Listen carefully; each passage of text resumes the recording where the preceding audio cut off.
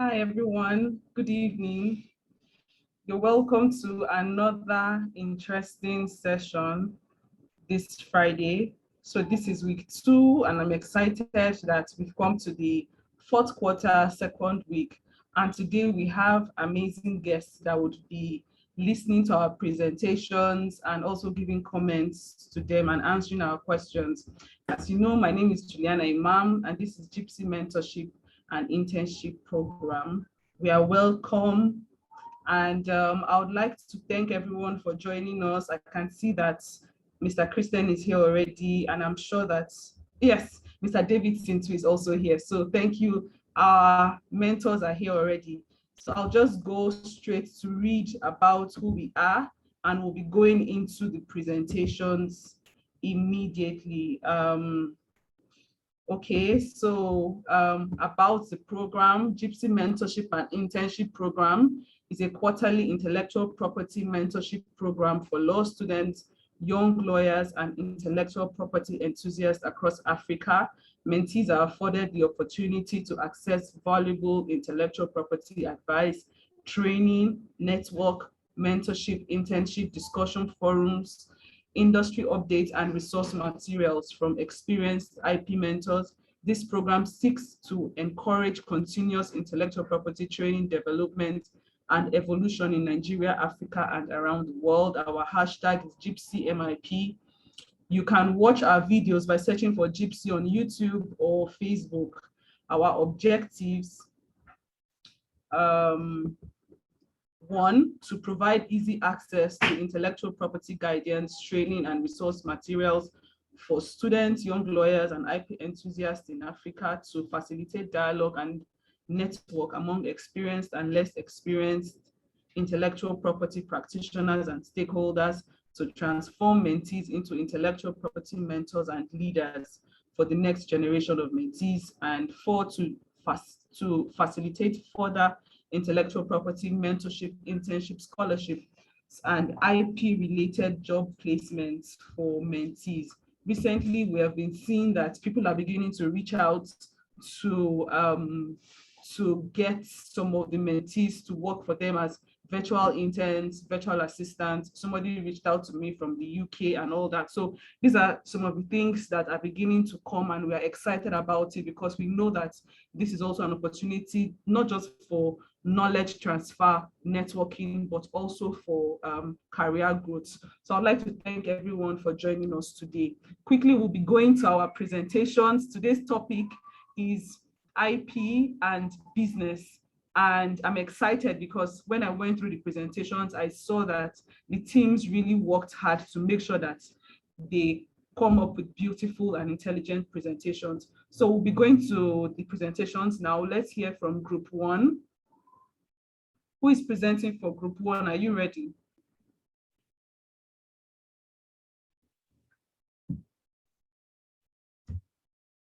Okay, if Group 1 is not ready, then let's hear from Group 2. All right. Good evening, Ma. Hi. Yeah, from what group? I'm the team lead for Group 2. Okay, thank you very much. So you have 6 minutes, please. All right, Ma. Thank you. Good evening, everyone. I'll be presenting on behalf of Group 2. And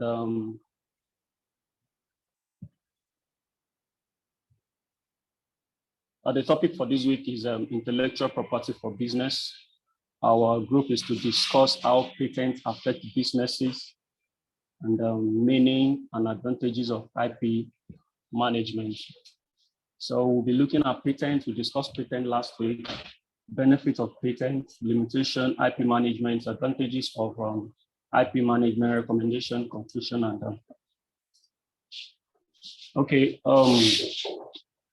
According to Black's Law Dictionary, patent is a legal document which provides protection to the ideas of an individual. WIPO also define patent as an exclusive right granted for an invention, which is a product or a process that provides in general a new way of doing something or offers a technical solution to.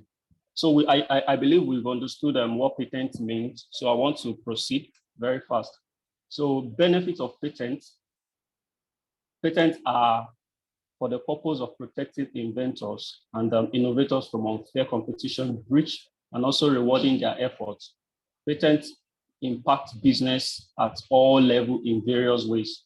Protection of tech, startups, and inventors. Business owners are protected from indiscriminate use of their inventions by third parties without due license.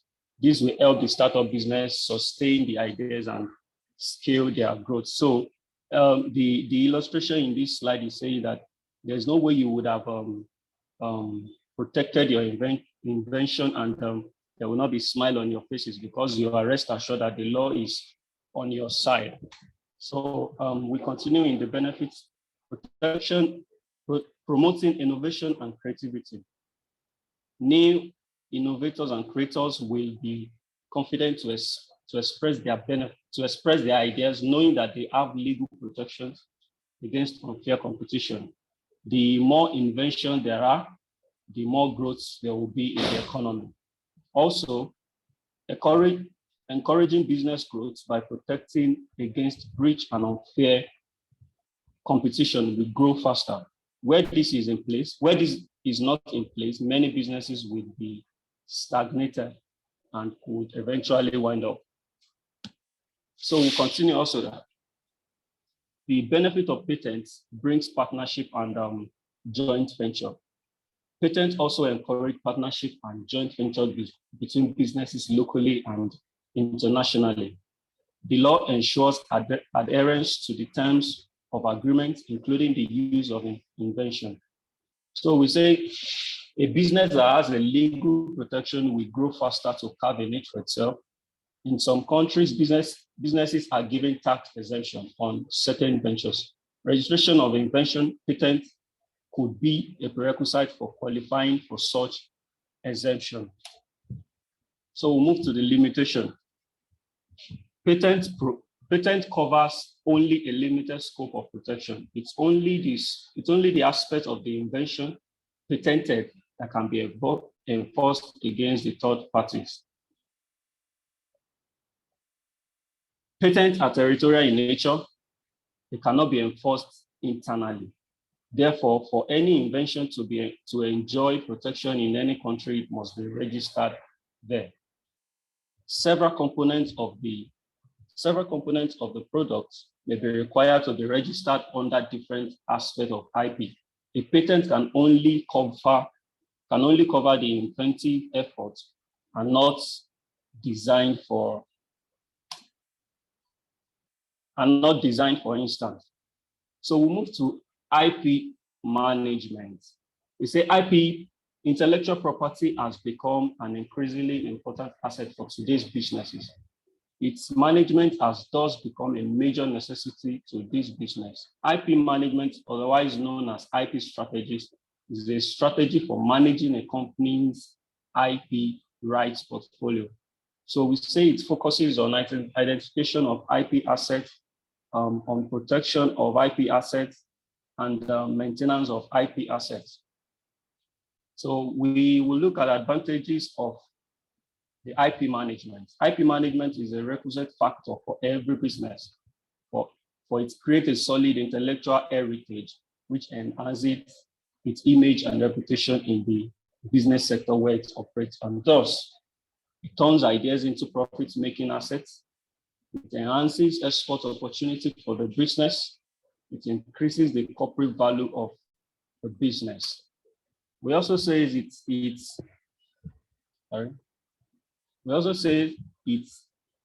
ensures things don't fall through the crack, as there is much to keep track of. It also ensures that you don't infringe on another registered patent. It also helps you to locate the lacuna in invention of competitors. It widens your market value by providing you the up-to-date IP analysis. IP management balances the cost involved in registering IP against any infringement. A good IP management keeps you aware of your competitors more. It also increases the corporate value of the company. So on the recommendation, we say more sensitization to the patent holders on advantages of IP management. The public should also there should be a public awareness on the nature of patent registration and accruable benefits.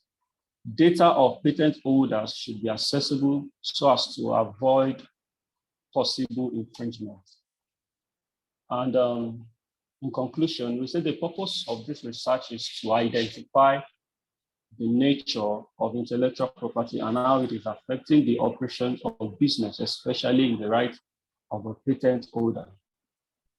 Based on the analysis provided, the law has accrued some rights to an inventor who protects such invention by registering same under the relevant law, and also the right of action in case of violation or infringement. Also, the patent holder enjoys more benefit where it manages its intellectual property, as this gives them the opportunity to maintain and identify their assets. Okay, so that's all. These are the group members of group 2. And thank you everybody for listening. Thank you. Thank you very much, Jeremiah. I think when I saw your presentation, I was excited to see that you ended it with pictures. So I was like, this is like one of the groups trying to take everything to another level. Well done, beautiful presentation. The only question I'm going to ask is I hope that we've been able to internalize everything. Please, can you help me stop sharing your screen? Thank you.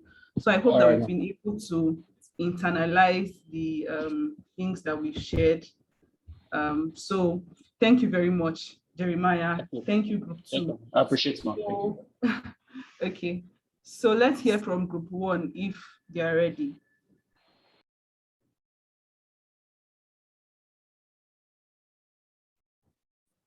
Good evening, ma'am. Good evening. Esther will be sharing the slide on our behalf while Deborah will be presenting. Okay, is Deborah around? Yes, she is. Okay. So you can go ahead. Thank you. You have 6 minutes.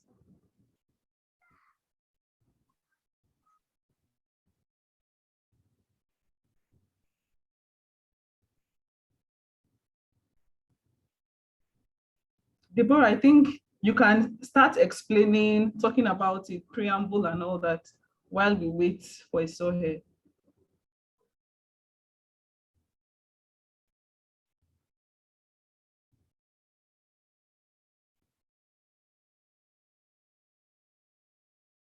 Okay, thank you.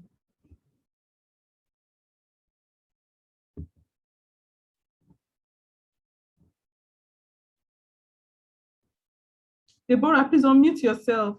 You are muted. Oh my God, I'm so sorry. Okay, sorry. Good evening, everyone. So group 1 will be addressing how trademarks can affect businesses. What I was saying was that it's really important for a business to have a trademark that is registered, because it is what identifies you and sets you out in the marketplace. Someone should be able to see a mark or a logo and be able to know that, okay, this is this particular business. So it's what identifies you and sets you out in the marketplace.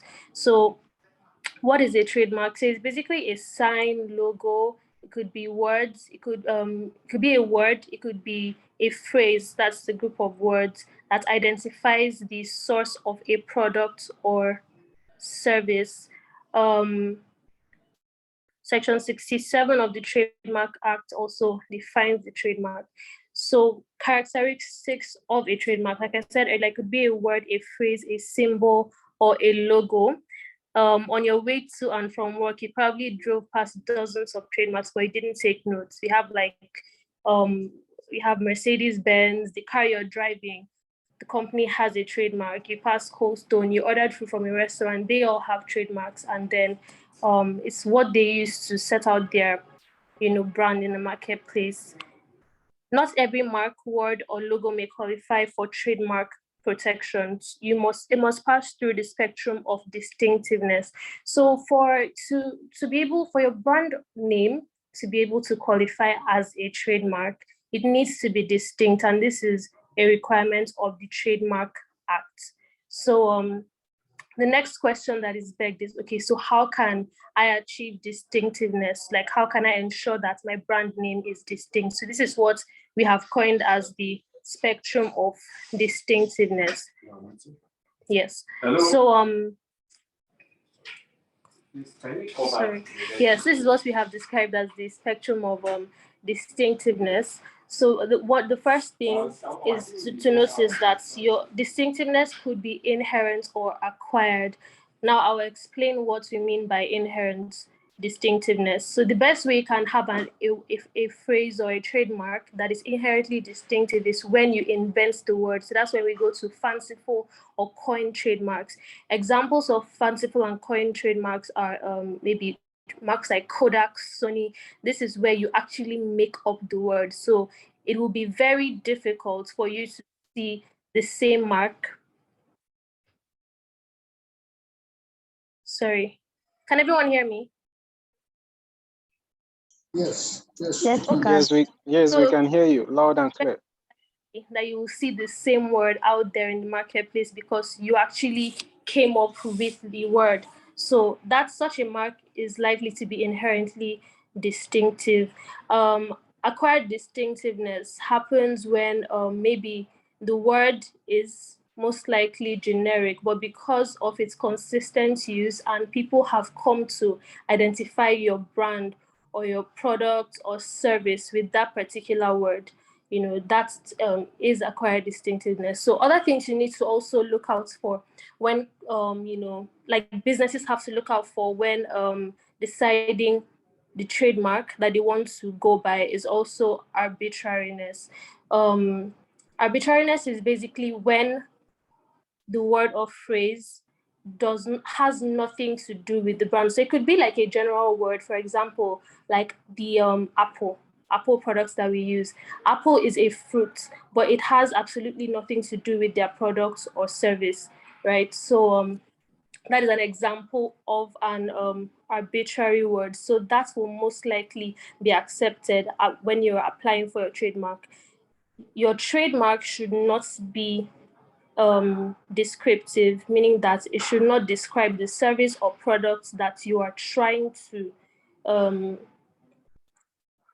sell out to people. So basically, what I mean by descriptiveness is that the mark describes your service or it describes your product. An example is maybe you want to start up a bakery and then you want to name it like fluffy bread, or you want to start a shoe brand and you want to call it quality leather shoes. It should not describe the service or product that you're trying to take into the market. Another thing we need to also consider is that the word should not be generic. Now, something that is generic is like a very general word, words that people use every day. What we said here is that there is actually no such thing as a generic trademark, as generic words and phrases are not trademarks at all. The reason is that it is unfair to allow, one person to monopolize a generic word. You can't just let someone use a word that everyone uses on a regular basis. So one person cannot monopolize a word. I think the exception in this case is when it is a generic word, like I said earlier, but you have used it so much so that everyone identifies your product with that particular word.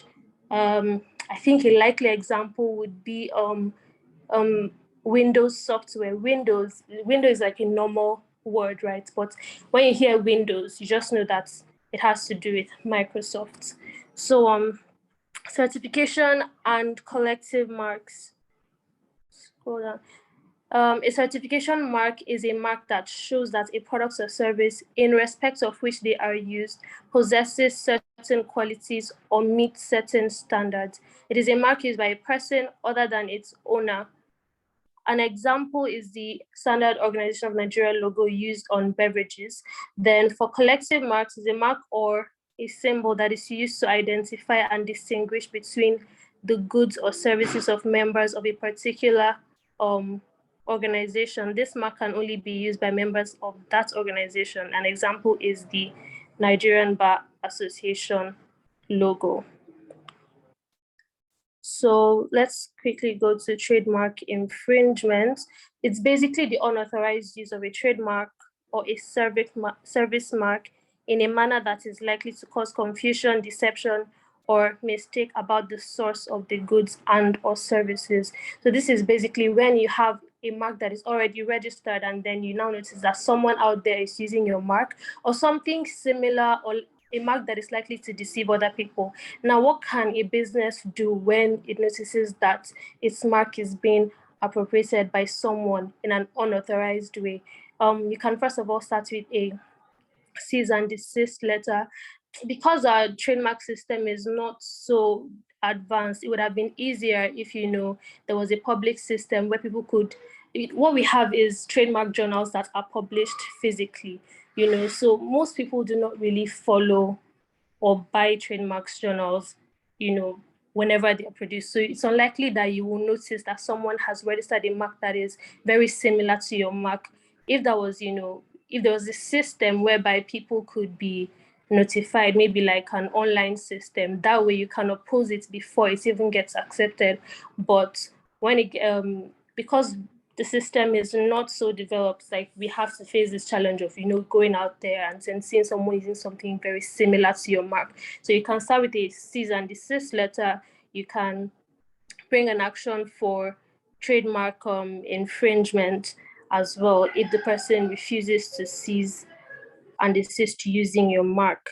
Then relationship between your trademark and your business. Your business, here we say that businesses that thrive are known by certain identifiers, and your trademark is your identifier. So I think it's basically like your brand identity, what sets you out. Then advantages of trademark in business. Why as a business, why do you need to have a trademark that is registered? So the first thing we've stated here is brand identity. It creates a brand identity that distinguishes your service or your product from others in the market. Coca-Cola, for example, has such a strong brand, so it's really distinguished. When I go to a store and I see Coca-Cola and I see the logo and I see the red, or if I go somewhere and I hear someone say, taste the feeling, I haven't seen the bottle of Coca-Cola, but I immediately know that the person is referring to Coca-Cola because that is, if a phrase that is their mark. Or Indomie instant noodles, where they say the taste is the difference and the difference is the taste. I don't need to see Indomie. Once I hear that, I know that they are talking about Indomie. So it's really important, especially with catchphrases. It's really important, because catchphrases you can use catchphrases to financially exploit the mark. For example, most people, when you come up with like a very strong catchphrase, you can use it for merch. You see people, printing shirts with a catchphrase, or making hats, or even making, toys and all of that. So it's really important for businesses to, apart from the brand name, apart from the logo, you have a catchphrase that identifies your business. Then shield against unauthorized use. So when you have a trademark that is registered, you have the legal capacity to bring an infringement action. I have heard that even if it's not registered, you can bring an action under passing off, but it's always safer to have a registered trademark because apart from the right to bring an action, there's so many other advantages of having that. So enhances your market value. So in case of an assignment, a merger or acquisition, having registered and protected trademarks can raise the value of your business. Then essential for marketing, we mentioned that earlier, boosting revenue. I think this is the most interesting thing about having a trademark, especially for businesses. It's really interesting how just like a logo or a phrase or your entire brand identity that is intangible, how it can end up like leading to physical assets. So we've mentioned like licensing your trademark. This is basically like let's say, I wouldn't use the word sell, just giving it out for a fee for a period of time for someone to use, and it could okay, licensing can lead to a steady stream of royalties and additional income that can boost your business's bottom line. Other streams of income are assignments. You can sell your trademark, IP securitization. That is like something that I have found really interesting. You know, how people can invest in your IP. I have also read that, I don't know if anyone has tried that in Nigeria, but your intellectual property, once valued, can be used as collateral for a loan.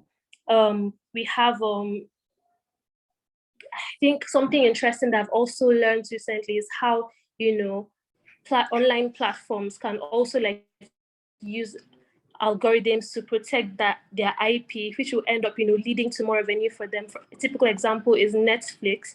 If you've noticed, if you're watching a show on Netflix, you can't screenshot. If you take a screenshot, it's going to be blank. If you're watching a movie and you want to screen record, you can't do that. Even if you try that, you only get the audio, you won't get the video and everything. So no one can screen record a movie on Netflix and post it on YouTube. You have to watch it there.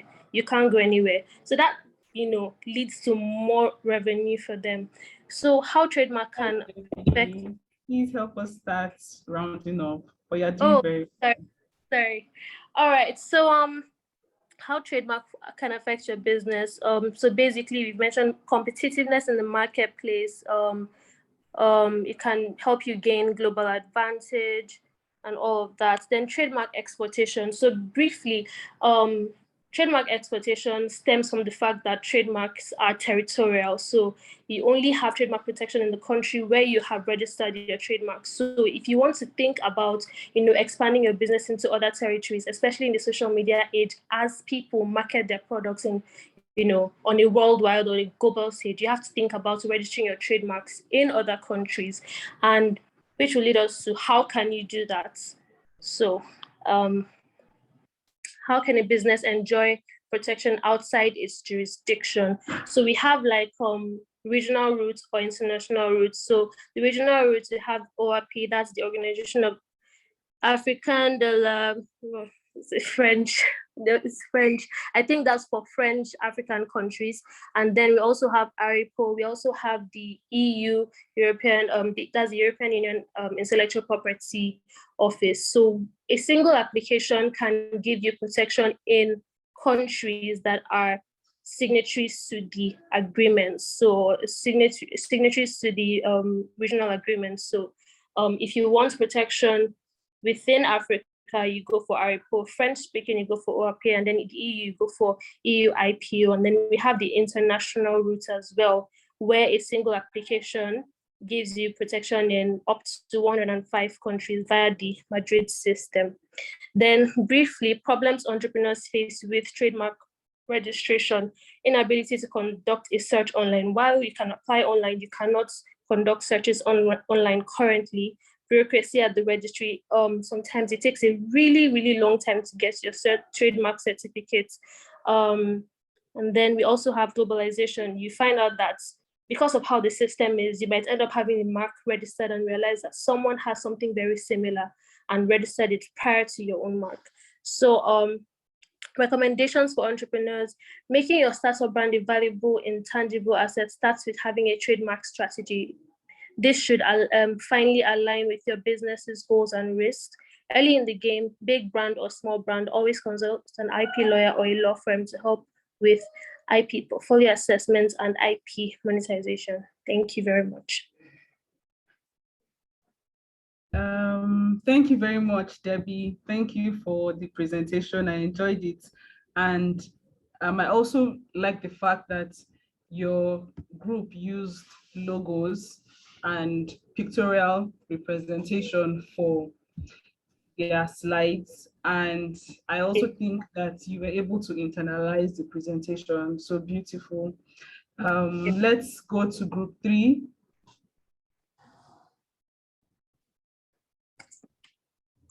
I can see that Gabriel is smiling, like Gabriel was just smiling throughout. Well done, Gabriel. Group 3. Group 3. Okay, if group 3 is not ready, let's go to group 4.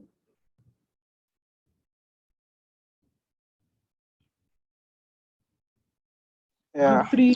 Okay. What group are you in, Usman? Group 4, ma'am. Group 4. Okay. You can Yes. continue. You have 6 minutes. Okay. Yeah, thank you very much. Trust everyone can see me. No, we can't see you now, but we're seeing you before. Okay. Okay. Yeah, we can see you now. So you Okay. can start.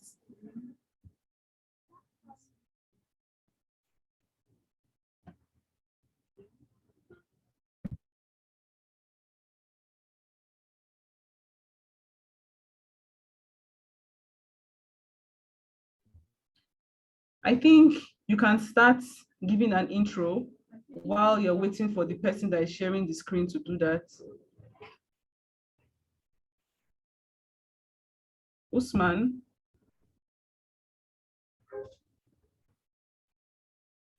Okay, if you're unable to share your screen, just go ahead and present. Okay, so let's move to group 4 or group 5, group 3, group 4, group 5. Whoever is ready, please just go ahead. Group 3, group 4, group 5. If any of the group presenter is ready, you can just go ahead.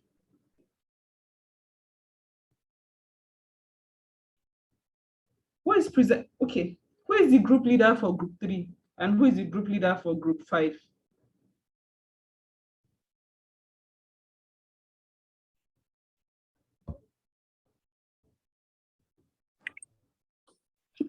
Good evening, ma. Okay, hi. Yes, ma. I am Omowumi, ma. I'm the group leader for group 5, ma. Okay, so is your group presenting today? Yes, ma. Right, group 5, yes. Okay, so okay, good evening, ma. Osman is already sharing his screen, so let him just continue. Ma, for group 3, ma. Okay. Okay. You can Thanks so continue. much. I'm very sorry, ma. No problem. Go ahead, Usman.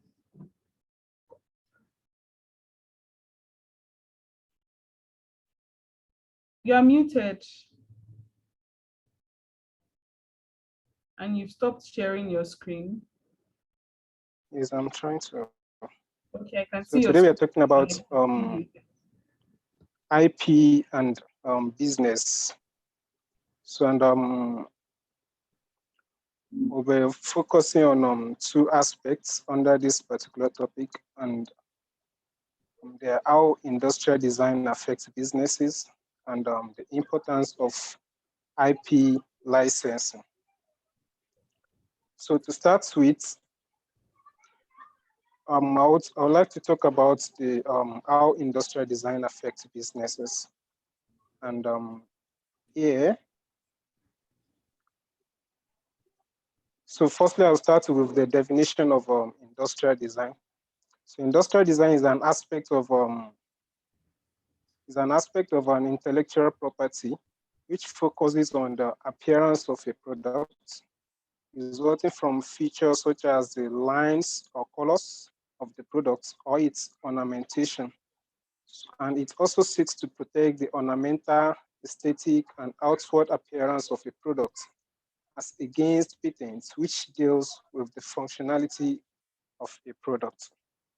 So in a simple terms, industrial design focuses on the appearance of a product, can be differentiated from other products offering the same services or performing the same functions. An industrial design may consist of three-dimensional features, such as the shape of a product, or a two-dimensional feature such as pattern, a design on a clothing line, or colors of products. It may even consist of combination of features. The next slide. So the requirement for protection of industrial design. So in Nigeria, by virtue of the provision of the Patents and Design Act of 1971, the right to registration is vested in the statutory creator, i.e. the person who, whether or not is the true creator, is the first person to file an application for registration of the design. So where the applicant is not the true creator, the consent of the true creator must have been obtained and his or her named on the register at the registry. So in order to be protected under the law, an industrial design must conform to the following standard, as stated in Section 13, sub 1 of the Patent and Design Act. So the conditions are as follows. Number one, the design must be new. That is, it must be a new design. It must not be an old design. And secondly, the design must not be contrary to public order or morality. So talking about the procedure for registration of industrial design. In order to register an industrial design in Nigeria, an application must be filed at the Trademark, Patent and Industrial Design Registry. So the application shall be accompanied by the following. Number one, a request for registration of the design. Number two, applicant's full name and Nigerian address. Number three, a specimen or photographic presentation of the design. Then the kind or class of products where a classification has been prescribed for which the design will be used, followed by a signed power of attorney where the application is made by an agent, and then evidence of payment of prescribed fees, and lastly, any other documents as may be prescribed by the commission. So now we're going to talk about the benefits of industrial design on businesses. So the following benefits are the benefits of industrial design on businesses. Number one, industrial designs are aimed at appealing to consumers. They can be an important element of a company's brand and business assets, which may increase the market value of a company and its products. Secondly, industrial design also facilitates the marketability and commercial success of the product of a business. Thirdly, a good industrial design enhances the acceptability of the products by the target consumers or customers. So for products serving the same purpose, the most unique industrial design is what aids the choice of the target consumers or customer. For example, now the more attractive or catchy a design is, the more there is an increase in the demand for the product. And lastly, because they can be sold, licensed, or assigned to another enterprise, such industrial design generates revenue for the owner of the industry design, and thereby generating revenue for the economy at large through the payment of taxes, levies, charges, permits, etc. So the next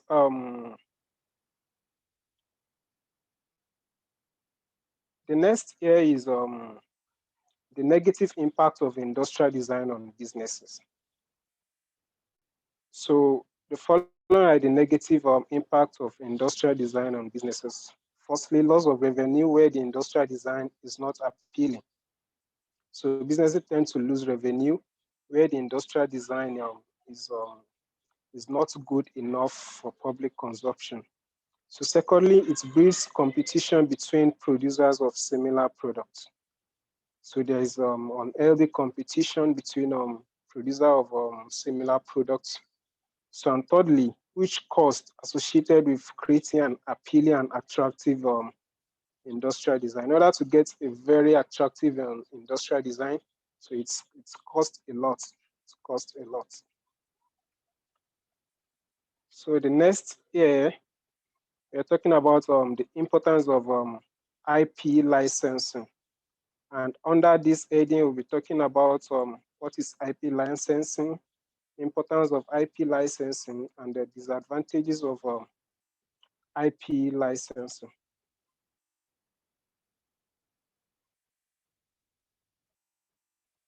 So what is IP licensing? An IP license is an agreement between the owner of a specific IP rights and a third party in which the IP owner, the licensor, provides the third-party licensee with the right to use part of its IP rights or for a limited time for certain products in an often restricted geographical area.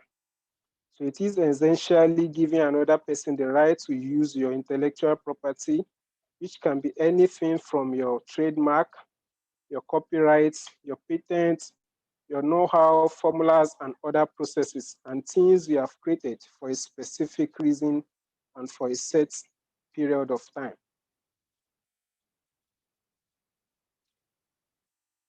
So now to the importance of IP licensing. Number one, it provides business with an additional source. I take it again. Importance of IP licensing. Firstly, it provides businesses with an additional source of revenue. It offers business a cost-effective method of extending their brand into new markets, especially foreign markets. Thirdly, licensing provides access to expertise. Number four, it gets products or services to a market or geographical territory in less time. It also allows risk to be shared. And lastly, it leads to an increase in market penetration.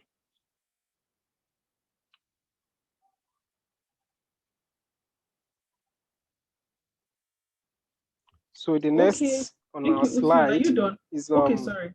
No, please, I have few things left to say. So the disadvantages of IP licensing. Firstly, it increased opportunities for IP theft.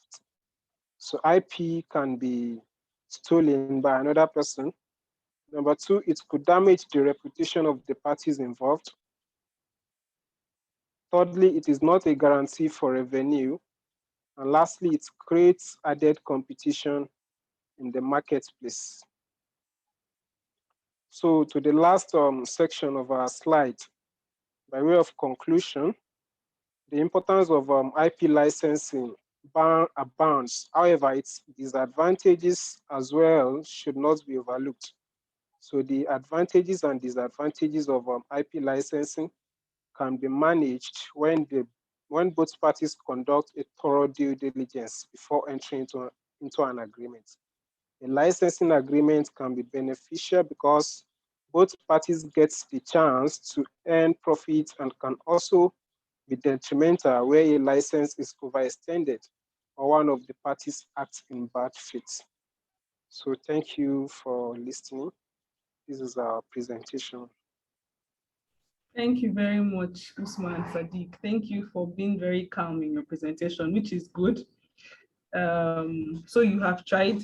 Hope you've been able to internalize it also, because when you meet with clients, you will not have the opportunity to start reading and all that. So it's good that as you do these presentations that you internalize most of these things. Well done, group 4. Okay, so let's move to group 5. Group 5, are we ready?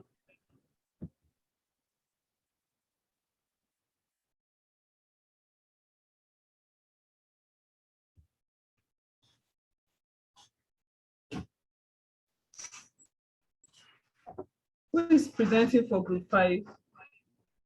Group 5 and group 3, please. You don't have to use your slides. You can just start while the person sharing the slides will be working on that. I'll be presenting for group 5, ma'am. Okay. Thank you very much. Please continue.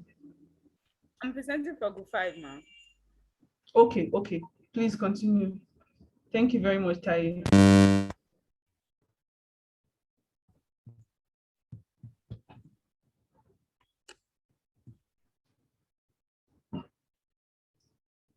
You can go ahead.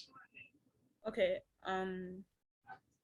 Please, can you share the slides for group 5? A minute, please.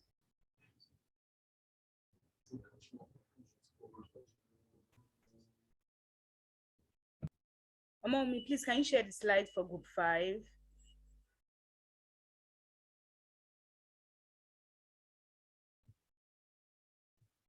Okay.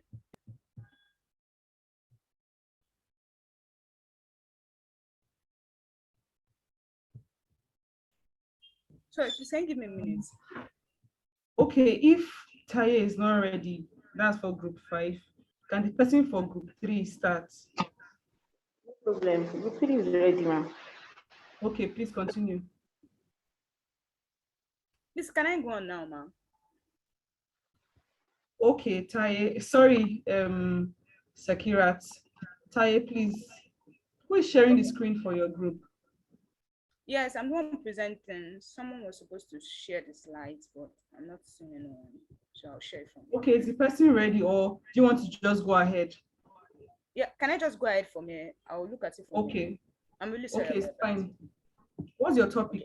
So my name is Taye, and I'll be presenting for group. Ma? What's your topic? I'll be presenting for group 5. Our topic is intellectual property for business. Okay, so from the introduction, in today's competitive environment, innovation is the mainstay for every business that leads to the development of intellectual property. Everything related to intellectual property is surrounded by business. If we don't have businesses, there really is no need for intellectual property. Identifying, developing, and leveraging innovation provides competitive edge and aids in long-term success of the company. Intellectual property is not limited to technology companies, but it is very valuable for every business which invests huge sums in research and development for creating indigenous products and services. A company should be proactive in implementing intellectual property solutions to identify novel innovations and increase revenues. A well-defined intellectual property goal can result in achieving business objectives and help position the business as a leader in the marketplace. And that's why we see today that several companies ensure that they do participate in intellectual property, either to protect their trademark, either to protect their patents, either to separate themselves out. You get. So now moving on.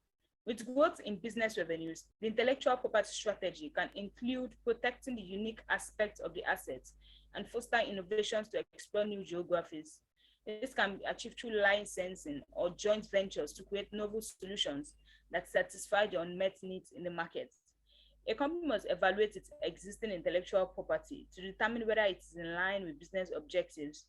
This helps the company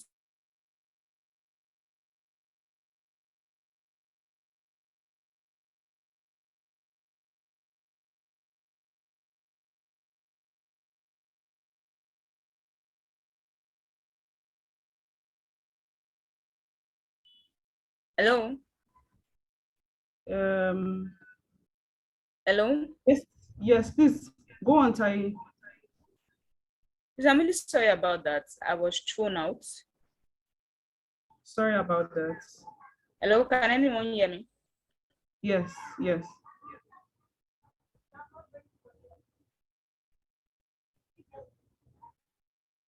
Hello, can anyone hear me?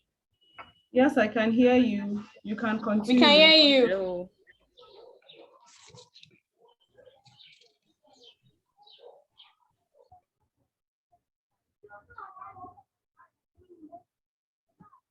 Hi, Taye. Okay, so I think Taye might be having a network issue. So maybe her group members can private chat her to know what exactly is going on. So while we wait for her, please group 3, you can start your presentation. The person, okay.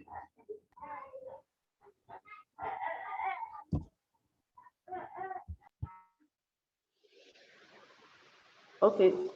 Good evening, house. My name is Shakira Katakalari. I'm presenting on behalf of Group 3. I hope everyone can hear me. Yes, we can hear you. Our topic for this week is the importance of IP validation and the effect of copyright on businesses. Right.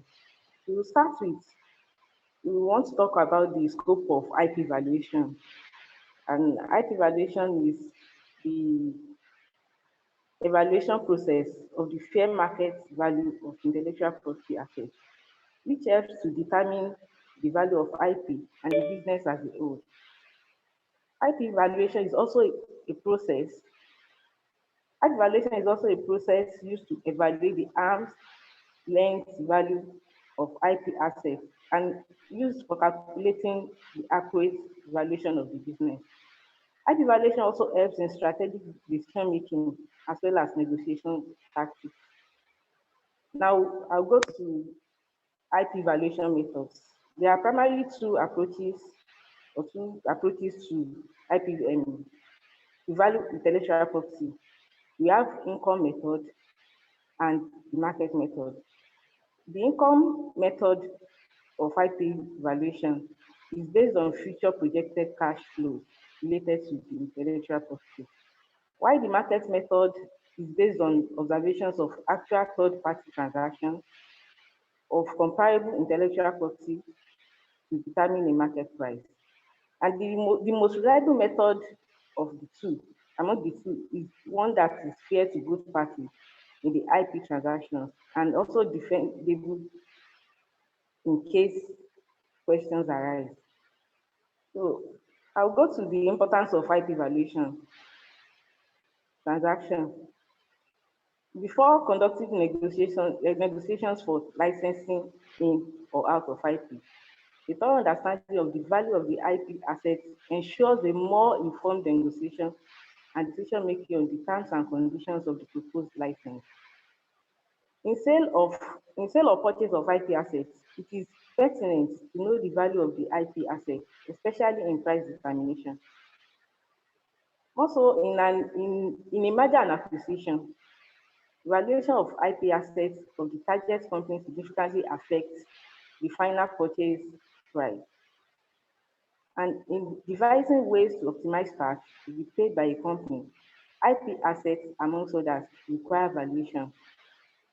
Another importance of IP valuation is the enforcement of IP rights and valuation of damages.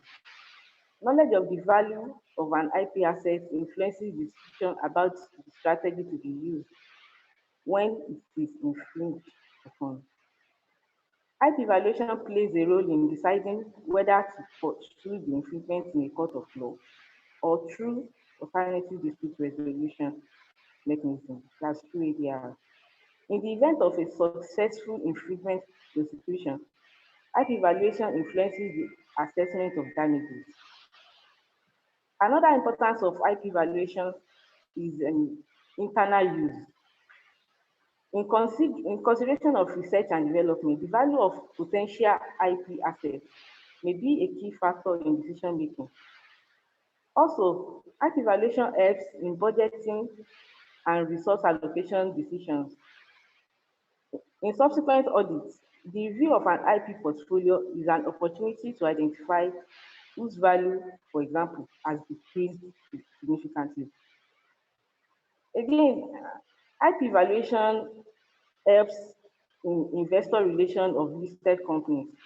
It assists in communicating the value of assets to capital markets and to obtain investor funding. Hello? Hello? Can you Hi, hear me? we can hear you. We can hear you. Now I'll go to the next slide. Sorry. So our next slide talks about tips for achieving valuable IP results. We have majorly 4 tips that are listed in our IP that are tips for achieving valuable IP results. We have one has to be pragmatic and rational. Then evaluation of potential outcomes. Then to expect valuations to be disputed, and again seek expert guidance.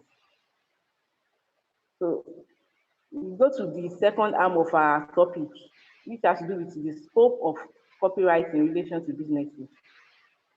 As we all know, copyright is an intellectual property right that gives the owner the exclusive right to make copies of a creative work, usually for a limited time. It may be in a literary, artistic, educational, or in a musical form. A business is a daily commercial activity and source of profit to its owner. Therefore, the extent to which a copyright can impact negatively or positively depends on the mode of approach by the business owner to the copyright. Any form of reproduction of a literary or musical work without the consent of the owner of the copyright is an infringement. Copyright can be owned by a business or company, depending on the agreement between the business owner and the creator of the work. In this case, the business has the exclusive right to control the reproduction of the work through licensing. Therefore, the copyright protects the works of the business from being infringed upon by the third party. Now we go to the effect of copyright on businesses. As we all know, effects could be either positive or negative.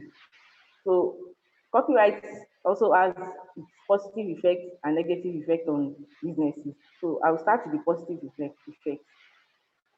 Number one effect is profit making and leveraging.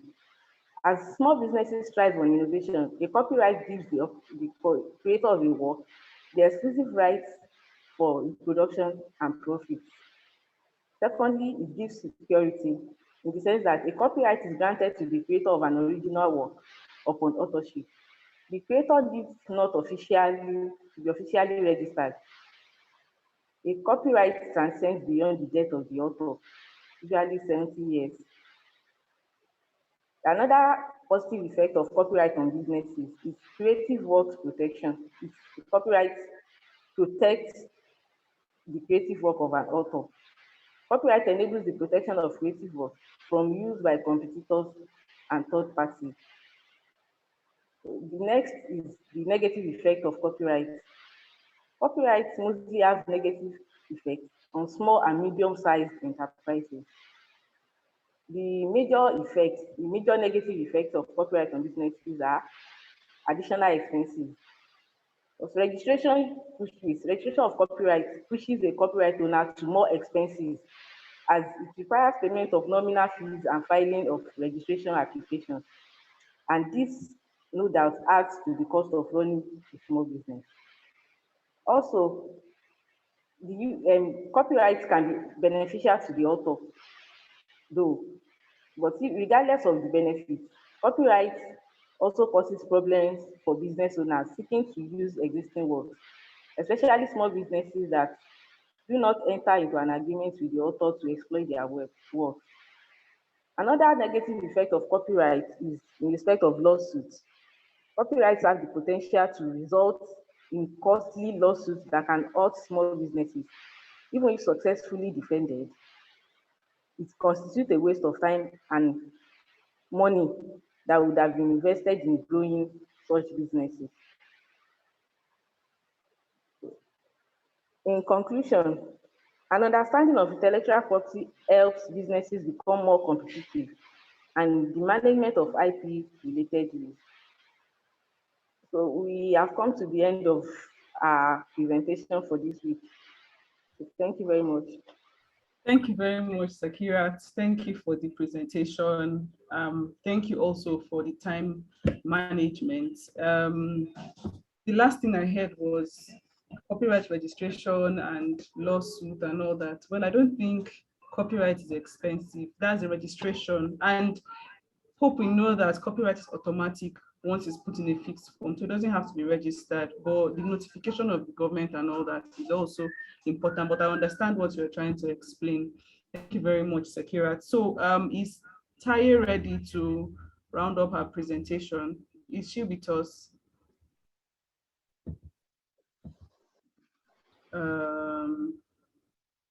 Okay, I can't see Taye here. Group 5, are you still presenting? Okay, so I guess Taye was having an internet issue and she's not here again. So we'll just continue. Based on everything that we've presented already, we'll be calling on 2 intellectual property practitioners to explain the topic, expand the topic, and point us in the right direction. Okay, Taye is here. Hi, Taye.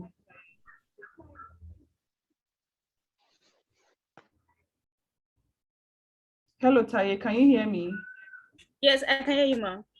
Okay, please quickly round up your presentation if you can. Yeah. Okay, I'm really sorry about that. Let me No, continue. it's fine. Okay, so I was talking about intellectual property for business. Mommy, please, can you share the screen for us? Mommy. I'll continue from, okay. She's sharing it already. All right. So, okay. With growth in business revenues, the intellectual property strategy can include protecting the unique aspects of the assets and foster innovations to explore new geographies. This can be achieved through licensing or joint ventures to create novel solutions that satisfy the unmet needs in the market. A company that evaluates the existing intellectual property to determine whether it is in line with business objectives. This helps the company to identify new ways to leverage the intellectual property through licensing opportunities. Successful companies must look for new avenues to expand their product offerings, increase their sales revenue, and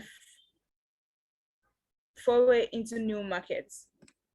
While most large business, please can you make this bigger? I don't know, just click on one slide or more on me. Okay. While most large businesses have created and maintained enforcement on a large intellectual property portfolio, many small or medium-sized enterprises, SMEs, wait too long into their development to get serious about intellectual property protection.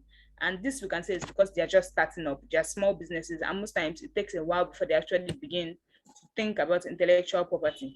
To make matters worse, the cost and difficulty in enforcing intellectual property rights can place a large burden on SMEs that would rather focus on growth-related opportunities and scaling their business at the lowest cost possible. The IP system consists of a basket of different rights created by law to allow innovators and creators to control the fruits of their inventive and creative efforts. It provides for the possibility to acquire rights over new ideas, creative ideas, innovative products and processes, confidential information, creative materials, original designs, and distinctive business signs. The law spells out what these rights are, stipulates the condition for obtaining these rights, and indicates how they must be acquired. Each right is separate, though there are some similarities in the conditions that apply. However, how they are obtained and the rights that accrue. So now we're going on to the importance of trade secrets to business. We already know that most businesses have trade secrets, and it's kind of helping them to protect the secrets of their business. Among me, please, can you share the slide? I'm saying this the wrong way. Okay, so it helps them to protect the trade secrets of their business. While most okay, so according to the World Intellectual Property Organization, trade secrets are key components of business. Intellectual property, which allows businesses to protect their secret formulas, know-how, information that gives them a competitive edge, and they may be sold or licensed. Any confidential business information which gives an enterprise a competitive edge and power over others must be protected as a trade secret.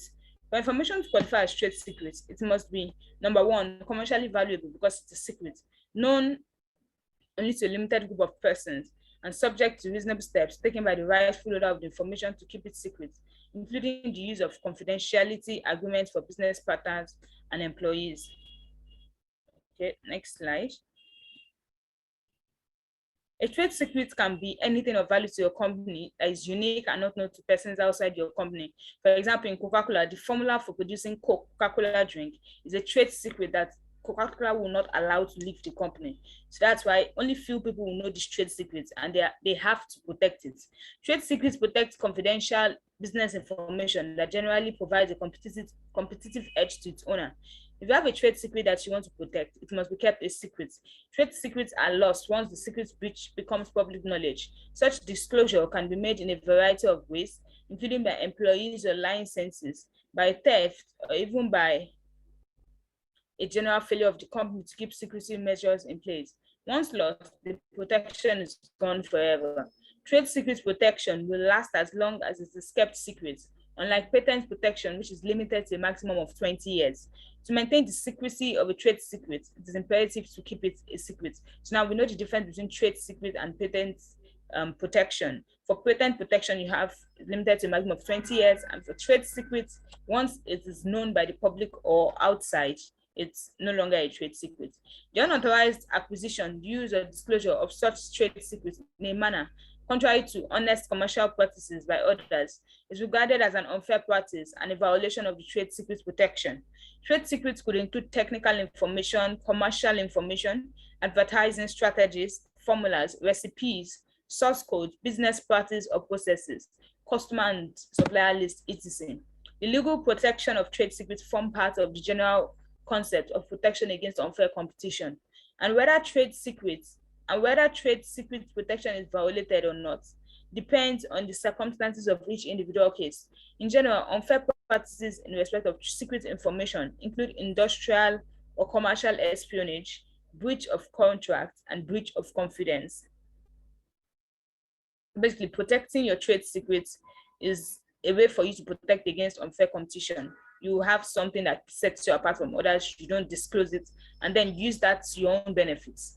A trade secret owner, however, cannot stop others from using the same technical or commercial information if they acquired or developed such information independently by themselves through their own research and development, reverse engineering. A moment, please, can you share the slides? Among me. Okay. Among me, please, can you share the slides?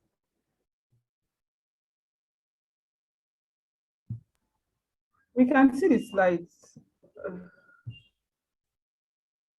Among me. Scrolling. Okay, it seems among me is out. So I'll continue here.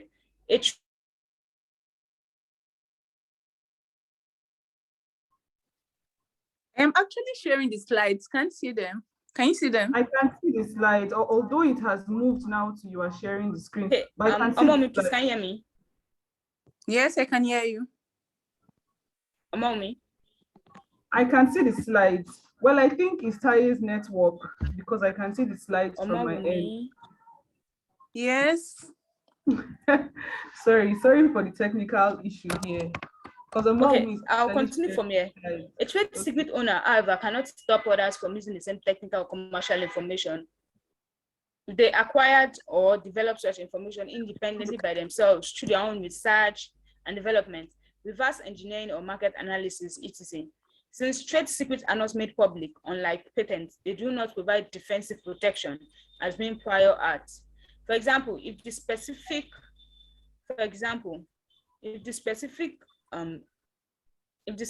process of producing a drink has been protected by a trade secret, someone else can obtain a patent or utility model on the same invention if the inventor arrived at that invention independently. So long as someone arrives at the same invention independently without being told of the trade secret by another person, it is definitely the person can obtain a patent on the same invention. The protection of trade secrets basically helps an organization maintain market share and dominance. So now I'm moving on to franchising and intellectual property. Intellectual property rights are valuable business assets that contribute to the general profitability of a business and also lead to the advancement of the innovative and technological sectors of every country. We already know that certain businesses usually franchise their business to either increase profits or for them to either expand their business. And that's why you have Domino's Pizza in Nigeria. Now, the owner of Domino's Pizza in Nigeria would have gone to Domino's, the main directors, or should I say the main head office, to ask for a franchise. They will pay a certain sum of money. And so the idea is that when they get to wherever they want to establish Domino's, they will have to ensure that they abide by the standards set by Domino's. A franchise is a form of licensing agreement between a franchisee and franchisor, which grants the franchisee through a franchise agreement access to use the proprietary knowledge, processes, technical know-how, and other intellectual property rights of the franchisor to enable the franchisee to trade in the product or service of the franchisor under the trade name of the franchise. Now, franchise is a form of market.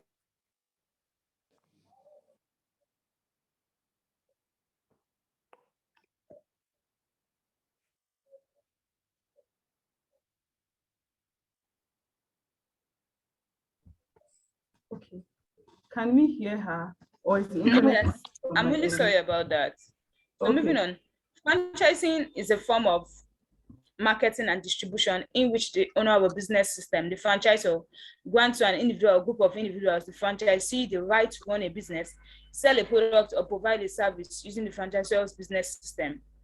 The International Franchise Association, IFA, has defined franchise as a contractual relationship between the franchisor and the franchisee, in which the franchisor offers or is obliged to maintain a continuing interest in the business of the franchisee in such areas as know-how and training.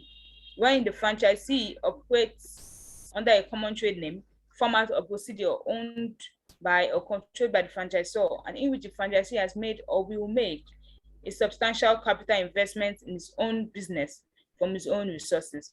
So in franchises, so long as you've entered into an agreement with the actual owners of the business, you are under the obligation to maintain certain trade secrets and follow certain processes.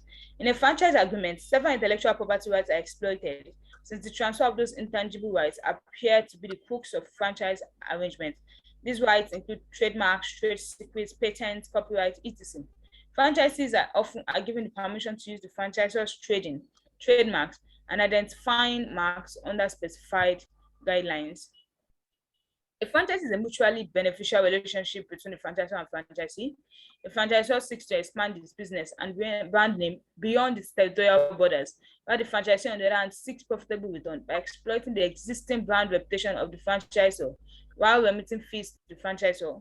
In the licensing and transfer of intellectual property rights in a franchise agreement, necessary steps and measures must be taken to protect certain proprietary intangible rights from unauthorized use and exploitation by franchisees.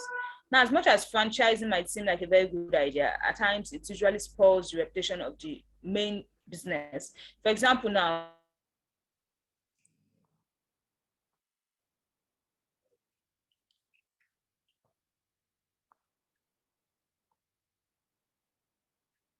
okay, so I'm really sorry about that. I'll continue.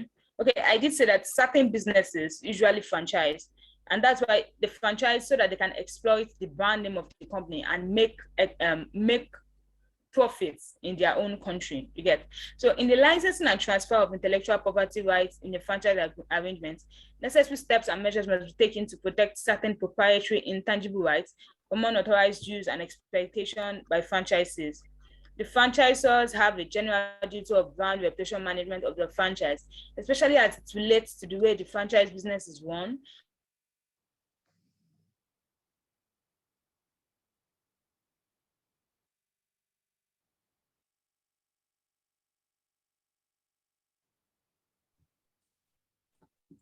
Hi, everyone. Can we hear Taye? No, ma. No, we can't say yeah. Okay. I think that she's really having a bad network. Yes, and I would like to say a very big thank you to Omoumi, who has been sharing this slide. Thank you very much. So I think that's done with franchise presentation. How many pages do you have left? How many slides do you have left? I think okay, so she was on the last slide already. no. It's remaining 2 pages, 2 slides after that, ma. Okay, but since she's not here, I think it's good enough here. So we can just go straight to calling our guest mentors. So you can stop sharing your slide. Thank you very much, Omowu. All right, thank you, ma. Okay. So, well, we are not the creators of technology, but we use it. And so once in a while, there might be technical issues, but we're happy that we've been able to push through till this time. So we'll be calling our mentors now.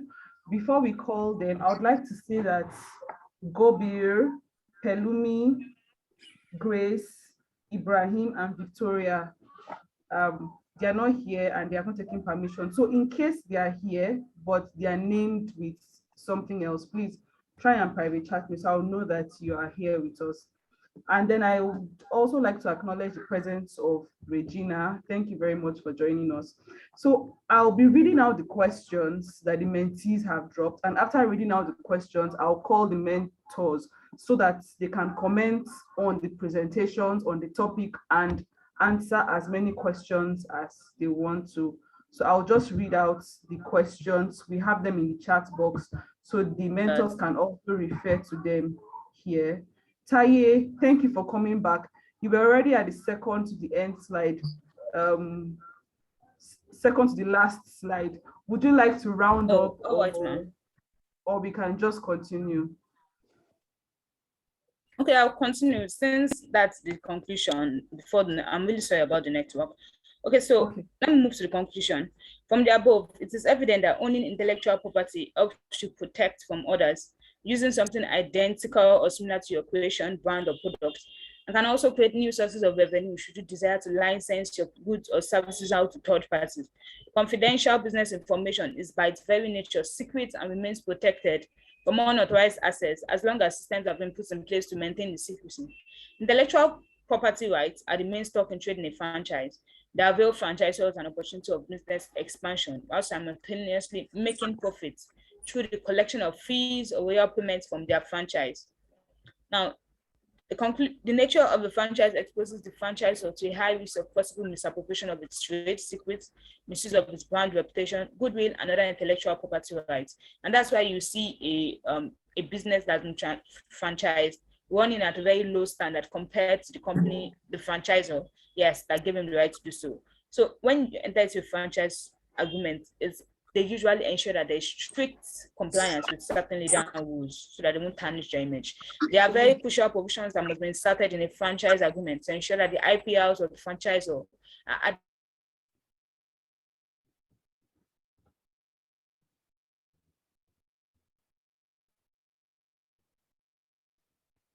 okay. So I'll just go straight to the questions. Okay, I'm almost sure actually. In this regard, it is advisable for a prospective franchisor or franchisee to retain the services of an IP lawyer before venturing into a franchise agreement to ensure that all requisite bases are covered. So that is all for Group 5 on IP and business, and I'm really sorry about the network. Thank you. Okay, thank you very much, Taye. You don't have to be sorry, you understand, because it's the internet and we don't have power over it. So thank you very much for presenting. Thank you for pushing through till the end. This just shows that you are someone that can persevere. You have a strong spirit. And if there's anybody that is watching this and you need someone that is strong to handle what you are doing, Taye is the person, because no matter what happens, she will make sure that she finishes the assignment at hand. So thank you very much, Taye, for pushing through and for completing your task. Thank you. You are too much. Okay. Thank you, ma'am. So let me just go straight and answer the questions. Sorry, and ask the questions, read out the questions, so that once I introduce the mentors, they will answer the questions and also make their comments on the topic and your presentations. So Group 1 asks that, can a popular mark which is distinctive to a particular brand but not registered be registered by another brand in the same class? Then their second question is, what is the idea behind a generic mark becoming distinctive and thereby qualifies for registration? What is the idea behind a generic mark becoming distinctive and thereby qualifies for registration? So maybe the mentors will understand it better. Number 2, that's for Group 2. What aspects of products and services of the business are protected with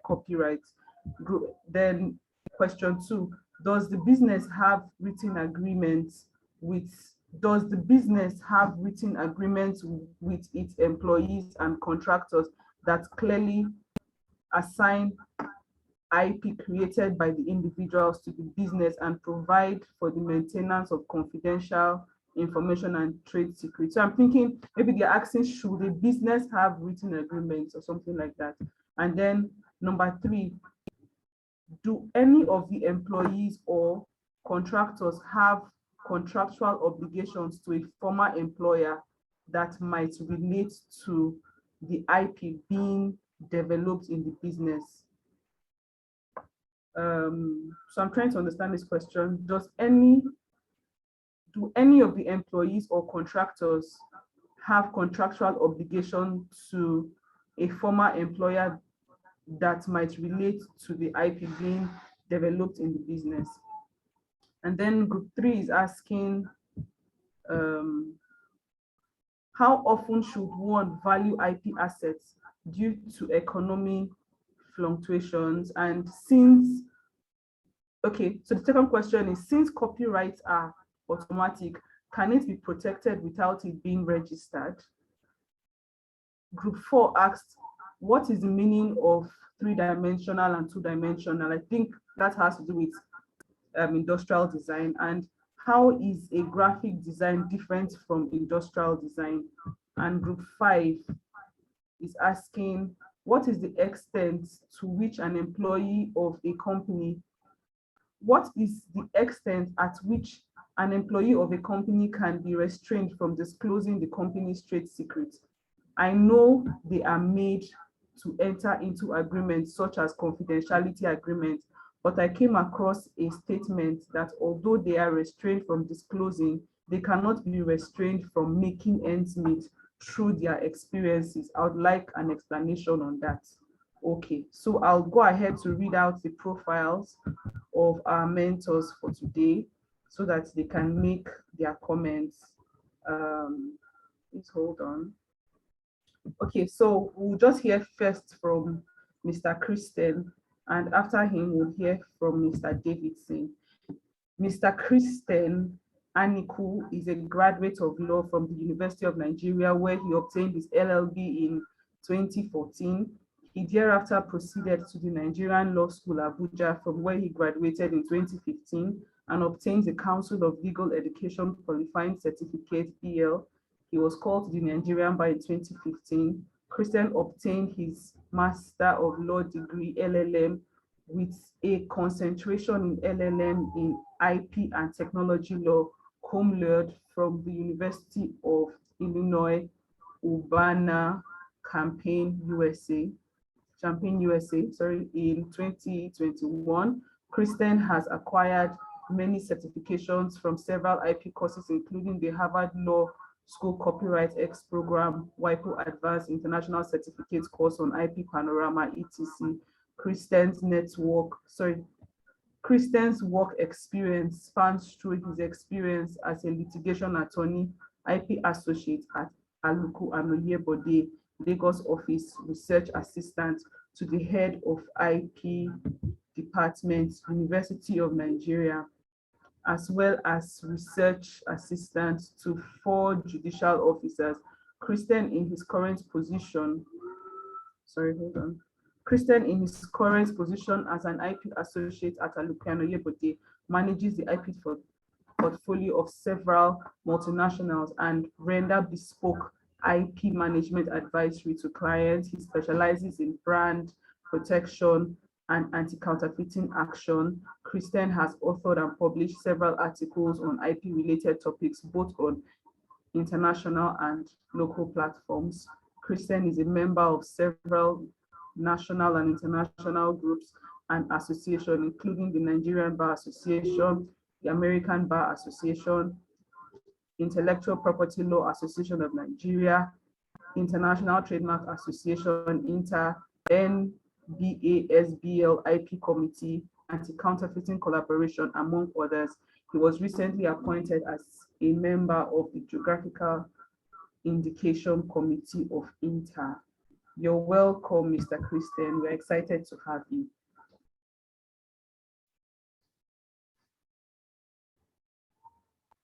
Okay, you're muted. Good evening, everyone. I think I'll briefly show my face, and then thereafter I will turn off the mic, the camera. So I'll make a few comments before I answer the questions. I hope that is fine. Yes, sir. All right. So firstly, I would like to just generally, listening to the presentation, and because of all the issues of network problem and the rest, I don't know if it will be possible and practicable for all the groups to have at least two presenters ready each day, so that if any of the presenters experiences any network issues, the second person can easily step in and proceed. So going over to the topic, IP and business. So I think the first thing generally for any business is even to identify the importance of IP in its business, because that is the number one problem. When you speak with some business owners, especially startups and businesses managed by young people, you'll find out that most people, they don't even recognize the importance of IP in their business. And when you don't recognize the importance of IP in your business, the issue of even protection and exploitation and the rest won't even cross your mind. So that is why IP awareness is also very important, and I'm happy that it's something that's really ongoing at different platforms, and different associations are taking this up. So, and this is very important because for some businesses, their IP assets is more important sometimes than even the physical assets. There are big corporations and multinationals that presently, if let's say if one of their companies or business premises should even burn down, they will never go out of business because of their IP, because of their goodwill. So an IP asset is actually a very important asset for any business. That is why the issue of protection is very, very important. And every business should also have an IP strategy on how it protects, commercialize, and exploit its IP portfolio. And of course, as discussed by the various groups, the IP portfolio can span through trademarks, patents, copyrights, industrial designs, trade secrets, that's undisclosed information. So I think I'll just briefly talk on each one. So for trademarks, of course, we know these are the words, the logos, and the slogans used by any business operator to identify its products and services. It's a unique thing that you can, whenever you see it, you know that this belongs to a particular provider, a particular company. And then, importantly, a trademark is not something you just wake up and choose and register and go on. There are several types of trademarks, like I think one identified. You have the fanciful and arbitrary, you have suggestive, you have descriptive, and generic marks. Fanciful and arbitrary marks are usually the strongest in terms of protection, uniqueness, distinctiveness. Suggestive marks are also good sometimes. Descriptive marks most times are find it difficult to be registered, but sometimes they still fly. Generic marks are not registered, right? So in choosing a trademark, a business should really know the type of trademark is going for. If you have a fanciful word, a made-up name, or a word that is totally unrelated to your business, just like we have Apple for computers, ExxonMobil, Exxon for oil, and we have something like Indomie, you know, those ones are strong enough and that they can distinguish the products and services of that particular proprietor. Suggestive marks are also good. We have marks like Airbus, Fish Fry, Netflix, Taxify. They are also good and strong enough and can be distinctive. Descriptive marks are usually faced with challenges.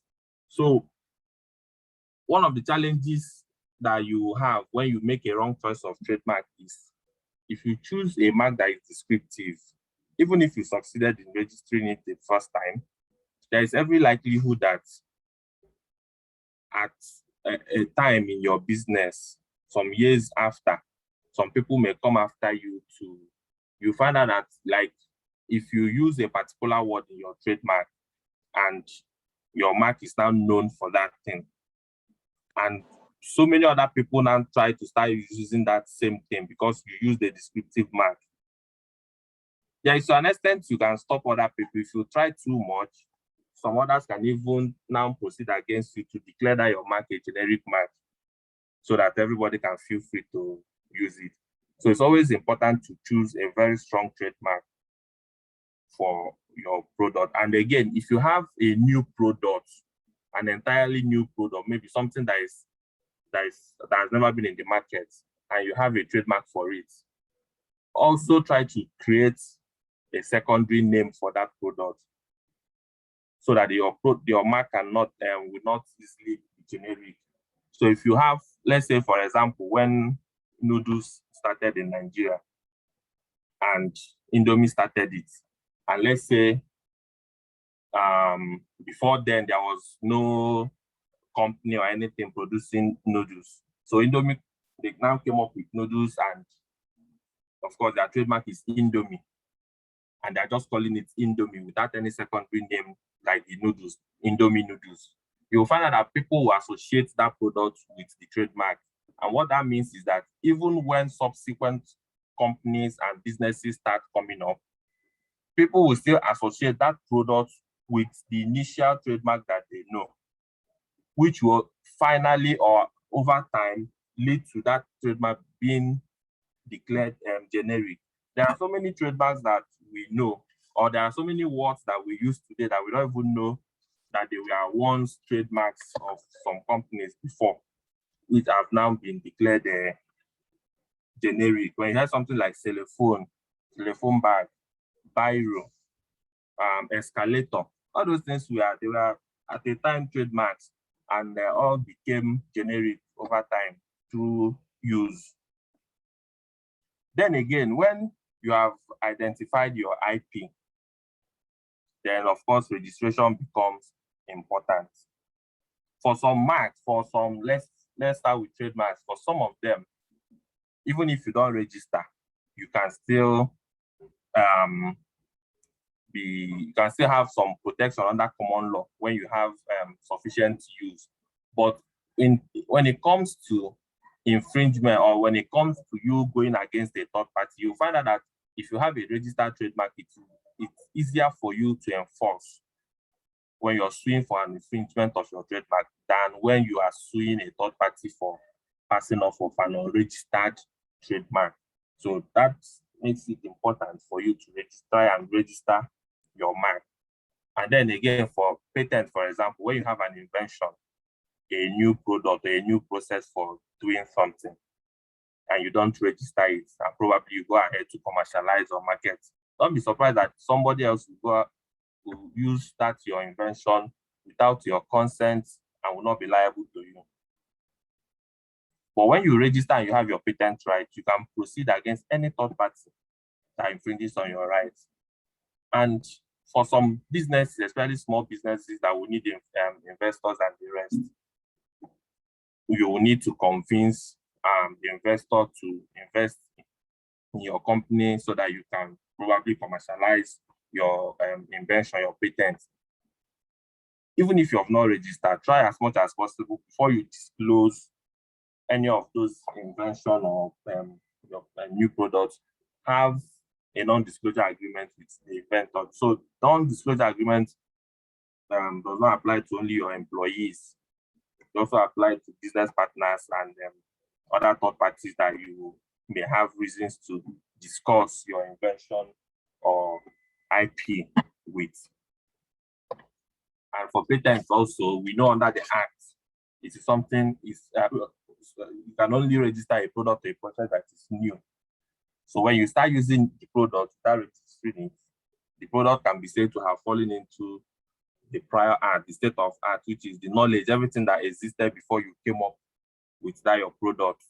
And if that is so, then that product becomes non-registrable, except you exposed it probably in an official exhibition, and 6 months thereafter, or within 6 months, you filed for your patent, right?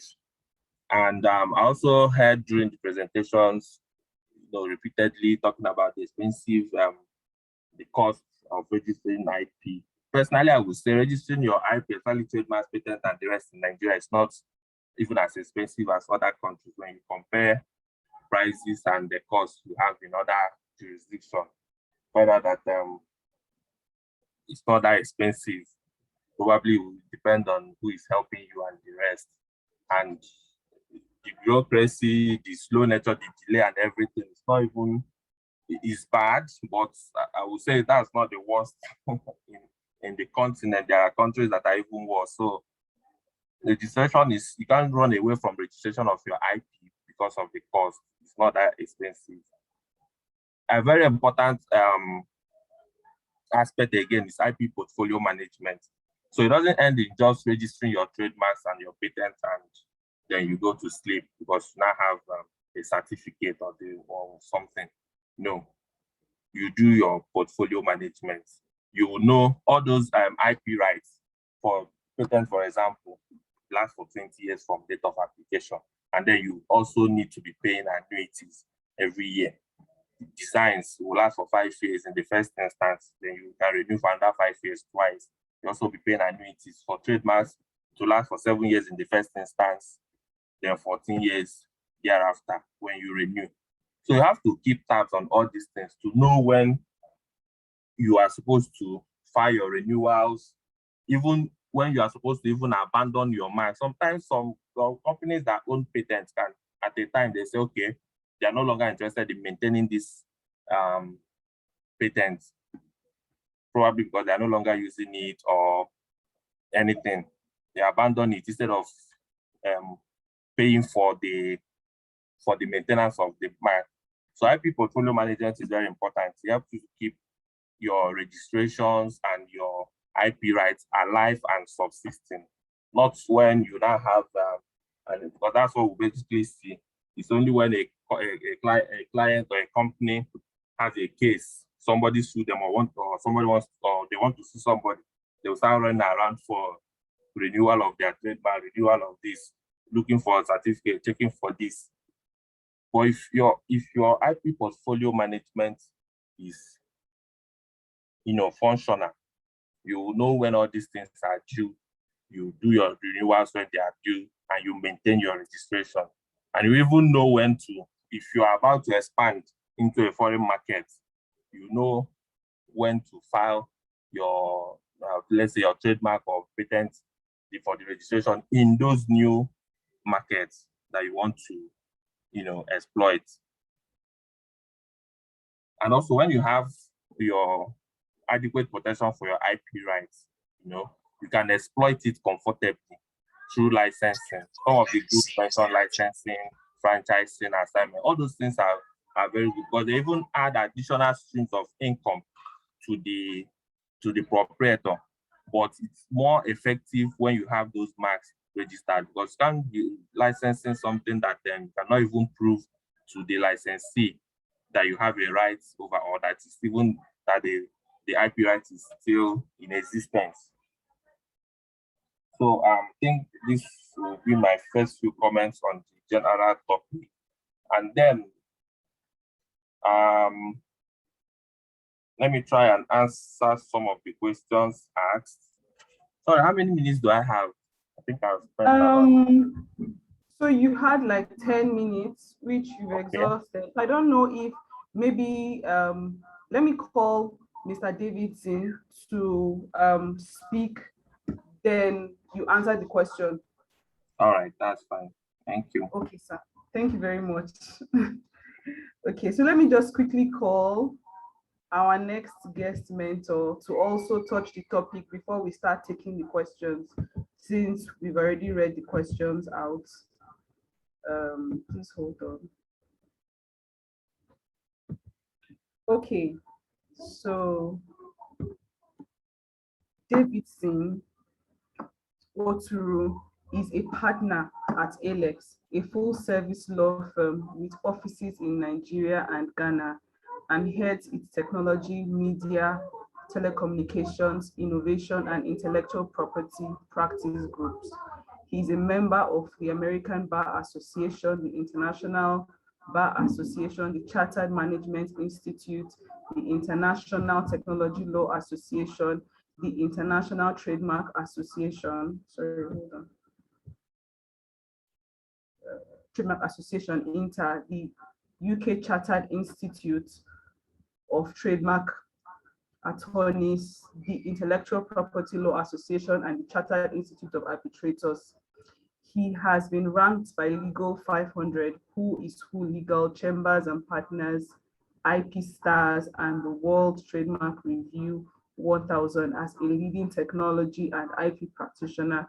He has also been recognized by Chambers and Partners in its 2020 and 2021 FinTech Guide as a leading expert in FinTech and technology matters.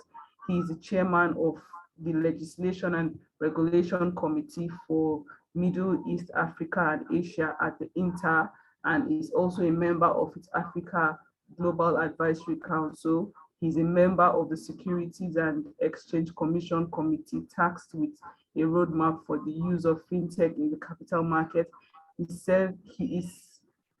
serves as an advisor to several organizations and mentor entrepreneurs and founders on equity investment, risk management, regulatory compliance, IP, and startup related issues. He has an LLM from the University of Cumbria and an MBA from Queen Mary University of London. He also has several certifications in intellectual property, data protection, fintech, cybersecurity, and business management. We're excited to have you, sir. You can talk to us about IP and about what they presented today, sir. All right, thank you, Juliana, and good evening to everyone present. Well, so, I mean, I've been listening to most of what everyone has been saying, and I also listened to Christian. So well done to all the groups. I mean, I thoroughly enjoyed what everyone had to say. I think IP is really gaining a lot of traction now. So it's good hearing young folks, really speak around most of these matters. So, well, IP for business, right? I'll try not to be repetitive around what most people have said. What you need to understand is that, like how everyone says now that data is the new oil, and IP is the engine that probably drives that as well. What people didn't consider initially has been relevant, right now is becoming something that if you want to run your business and if you want to be successful, you definitely have to take note of that.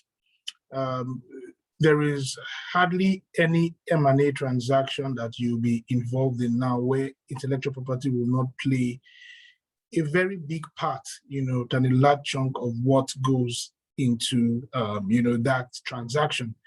Because think about it, right? Okay, so now tech companies are on the rise. Everybody is talking about them and all that they are doing. There's Flutterwave, there's Piggy.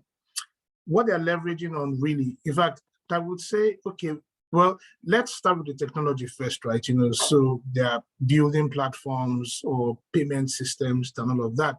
It's technology, and as we know, technology falls under IP. It could be copyright, it could be patent.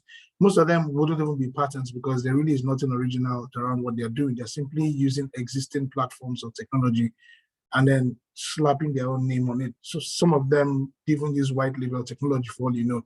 Again, everything falls within the realm of copyright and patent. So either they have a license for the patent or they have a copyright for what they've done, basically to protect the expression of the ideas as a copyright. So that's what they're able to do. They protect it, and then that gives them value. Now, the brands that you see, take a Flutterwave, for instance. When you see Flutterwave, the reason why you would use their platform, or the reason why they are valuable is because of the brand they have generated around it, which is reliant on trademark.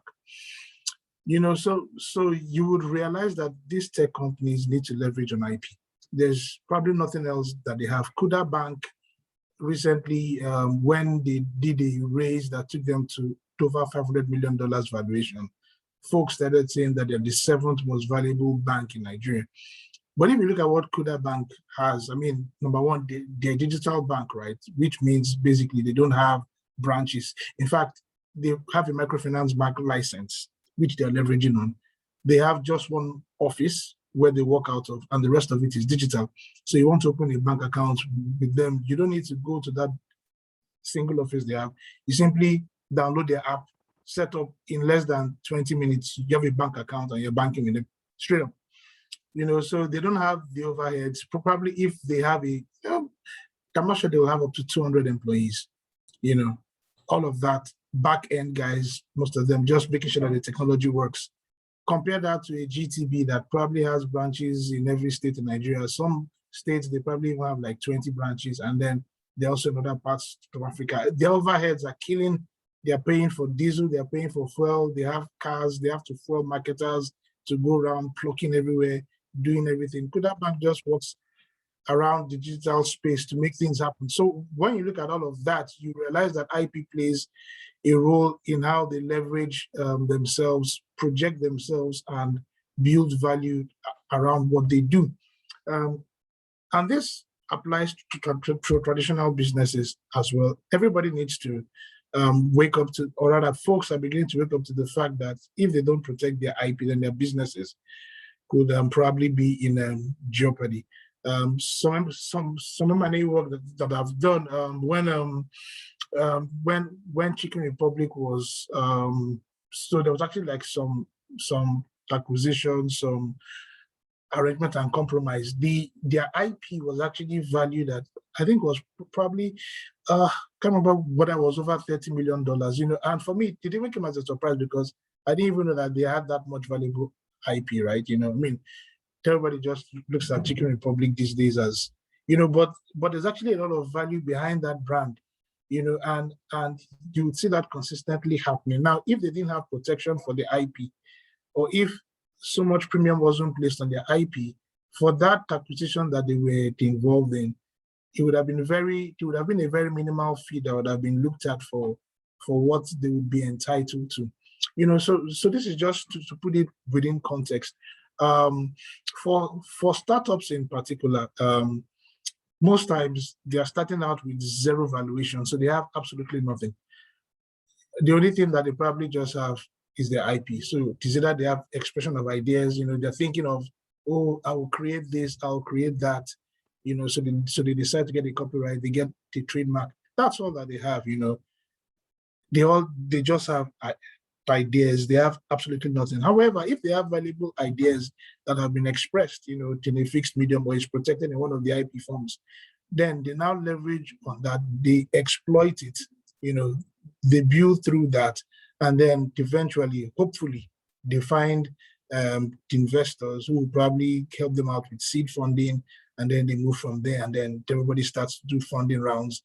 It's almost like funding rounds are in the vogue now, because every day I just look and I see somebody has raised. I'm like, man, who are these guys? You know, but everybody has to raise, and the only value that they have most times, like I said, is their IP. So definitely, this is that time. This is that season. This is the era when IP basically rules. If you look at the 10 most valuable brands that are rated, the last time that I checked, 9 of them were tech companies who leverage on IP. Maybe the 10th one there was McDonald's or something like that, but they were a far cry from the number one. You know, while the number one was in hundreds of billions, the McDonald's was probably just, you know, in tens of billions. You know, so it also showed you that the likes of Microsoft and Apple that leverage on technology and IP are so much more valuable now. You know, one of the presenters was talking about Netflix. Netflix basically they use data to grow their business.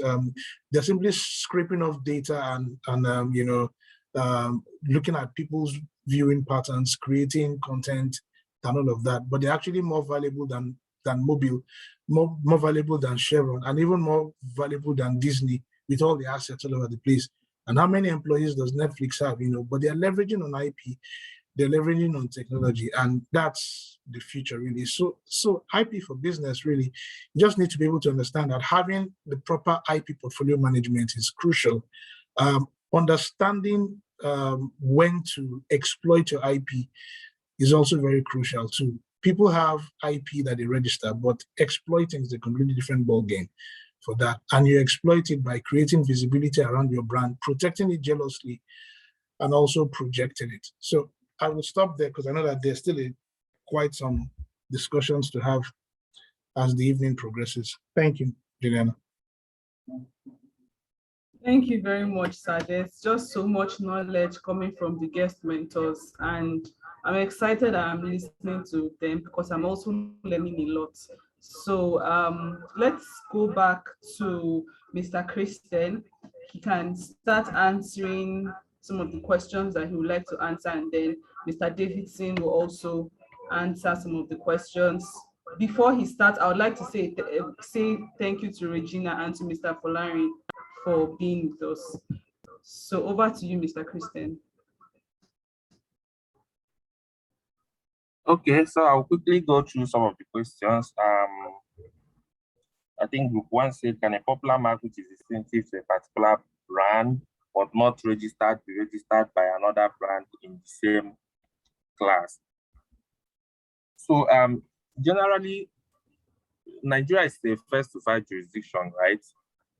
Which means when you are the first person to register a trademark, you own it.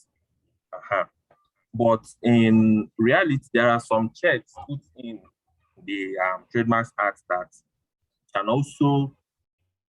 So I understand the scenario painted by this question. So let's say A is using a trademark but not registered. So the group is asking whether B can go ahead and register the mark. Yes, you can, but there are, when you look at the Act, for example, Section 7, savings for vested rights. So let's say B succeeds in registering the mark. The Section 7 of the Act is saying that you cannot, by virtue of the fact that you have registered the mark and you are now the proprietor, you cannot go ahead and sue someone that has been using it before you, even though it's unregistered. For example, also Section 13, sub 2 of the Act made provisions for honest concurrent use when two people are concurrently using a mark honestly, and maybe coincidentally they want to register it at the same time. Both of them can, the registrar, depending on the circumstances, can allow both marks to proceed to registration. Yeah, so generally, protection is based on first to file, but there are also some instances where Section 18 of the Act even says that where a proprietor, like the intendment of Section 18 is that it's only a proprietor of a trademark that has the right to register it. And of course, being a proprietor of trademark means you are the one that developed it or that you are the one that first used the mark. So, and the B part of the question says, what is the idea behind a generic mark being distinctive and thereby qualifies for registration? So I think by generic mark here, you made reference to common word. Like I said, the types of trademarks, a common word can be a trademark and be fanciful if it's being registered in a class or related to the nature of the goods, right? Because looking at the question, generic marks cannot come and register milk in a class for milk, like let's say 29, class 29, and come and register milk there. It can be distinctive. Group 2 question, what aspects of products or services of business are protected by copyright? So I think this will depend on the business itself. When you look at Section 1 of the Copyright Act, you find out that there are 6 categories of work. And when you go to the interpretation section, Section 51, you will see the different categories of work that can fall under each. Like let's say for literary works, you go under Section 51, you see a list of works that fall under that. So depending on the business, the type of business to determine what they use. So things like books, articles, computer programs, all those things are copyright work. So if the business use any of them, of course, it will qualify for copyright protection. And does the business have written agreements with its employees and contractors that clearly assigned? Yeah. So under Section 10 of the Copyright Act, the author is vested with the copyright ownership of the work he created, right? And the author is the person that actually, let's say a book now, the person that actually wrote the book. But in some instances, by contract, you can assign that ownership to some other person. So under the Copyright Act, you find out that there are provisions where the word author is used and provisions where the owner. So there's a bit of difference between the author of the work and the owner of the work. In some instances, there can be two people. In some instances, it can be one person. So if the author is different from the owner, let's say an employee, an independent contractor, like you got somebody to write an article for you or a book for you, or you can have an agreement where the person will assign his rights in that book to the person that commissioned the work, person that paid him to write the work. But there are other things like, for example, under copyright, where you talk about moral rights and the rest of them. But I don't think there's time to go into all that now.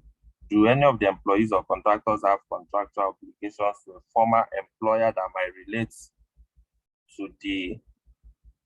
Do any of the employees or contractors have contractual obligations to a former... Okay, yeah. So you're asking if a former employee still have some contractual obligations to their former employer when in relation to their IP.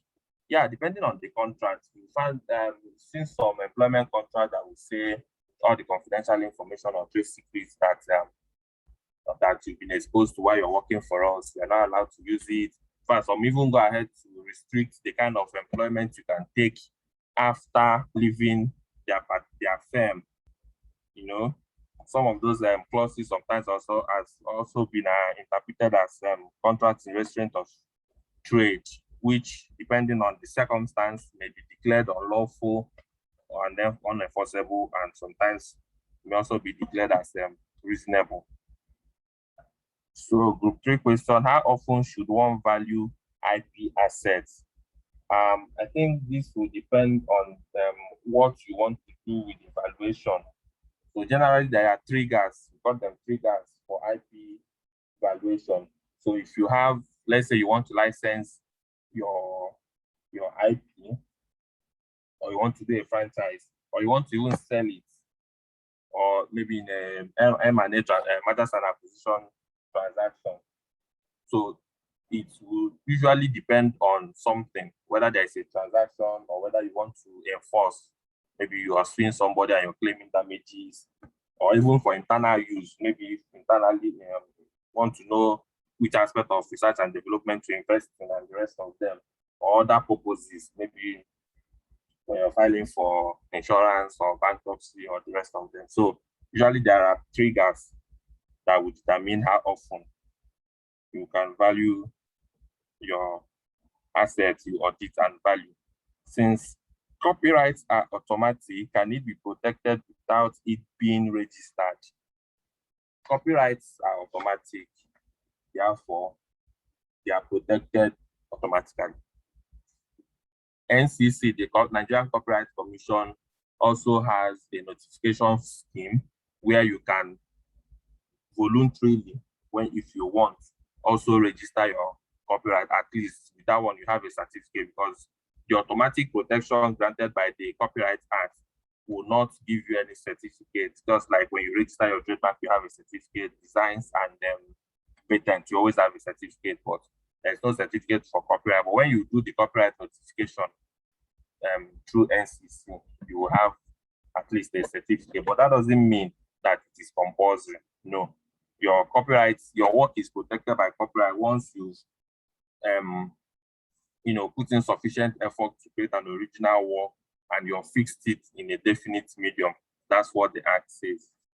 So every other thing is just if you want to. Group 4 asked, what is the meaning of 3-dimensional and 2-dimensional? how is graphic design different from industrial design?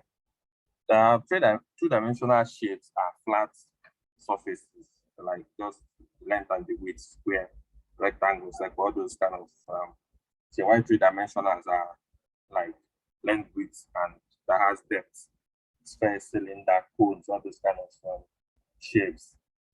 And then graphic design is different from industrial design because one, industrial design applies to the aesthetic value of the product, not to its functionality.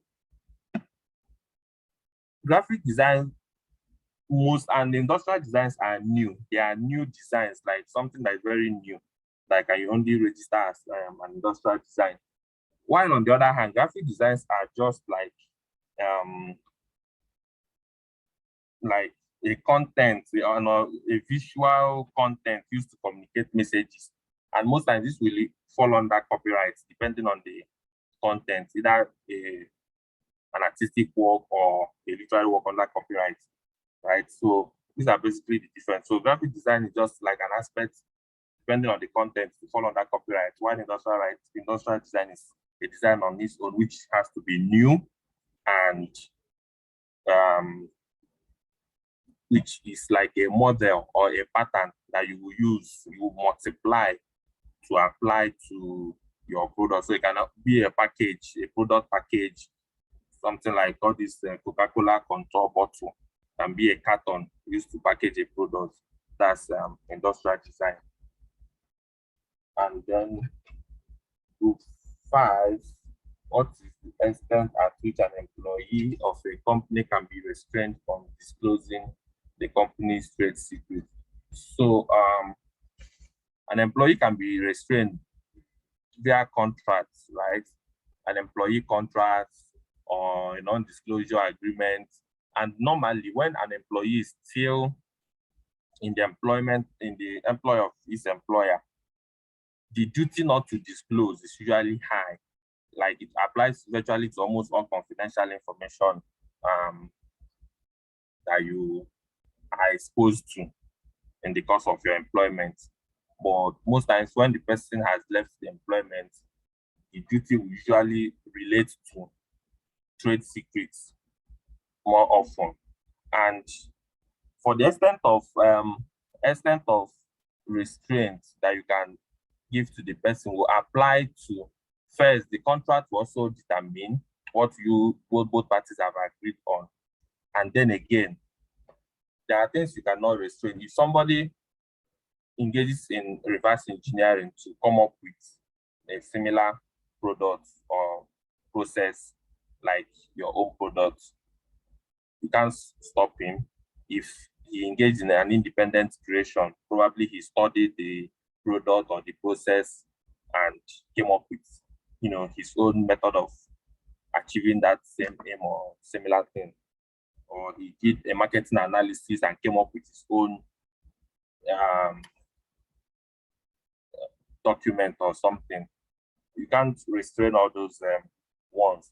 But there are instances also, for trade secret mostly, we don't have a specific law in Nigeria that guides issues of trade secret as we have in for other IP rights, right? But when you read cases from other jurisdictions, you find out that there are instances where even when the person, let's say the employee that is leaving the company has not even started using the trade secret or even planning to use the trade secret, you can still restrain the person, depending on, I read one case, PepsiCo and Redmond, a former employee that wanted to move over to another company, Quaker Oats, to occupy almost the same position he occupied while he was at Pepsi. And Pepsi sued to restrain him from using any of their confidential information and trade secret. He has not even used it, but Pepsi got an injunction because just looking at the positions alone, you are, let's say, a research developer or manager of the R&D department here, and then you're going over there to occupy the same position or something, that there is every likelihood that you will use it. You employ that your knowledge. And Pepsi actually successfully got an injunction against Redmond from using their confidential information. So I think I've gone through the questions. Thank you. Thank you so much, Mr. Christian. Like there's so much, and you actually said a lot in answering the questions. Thank you so much, sir. Let's hear from Mr. Davidson. Yeah, thank you, Juliana. Do I still need to say anything though? I mean, having seen Christian basically answer the questions. Can I rest my case on his own? Yes, sir, you can rest your case on his on his own. Anyway, just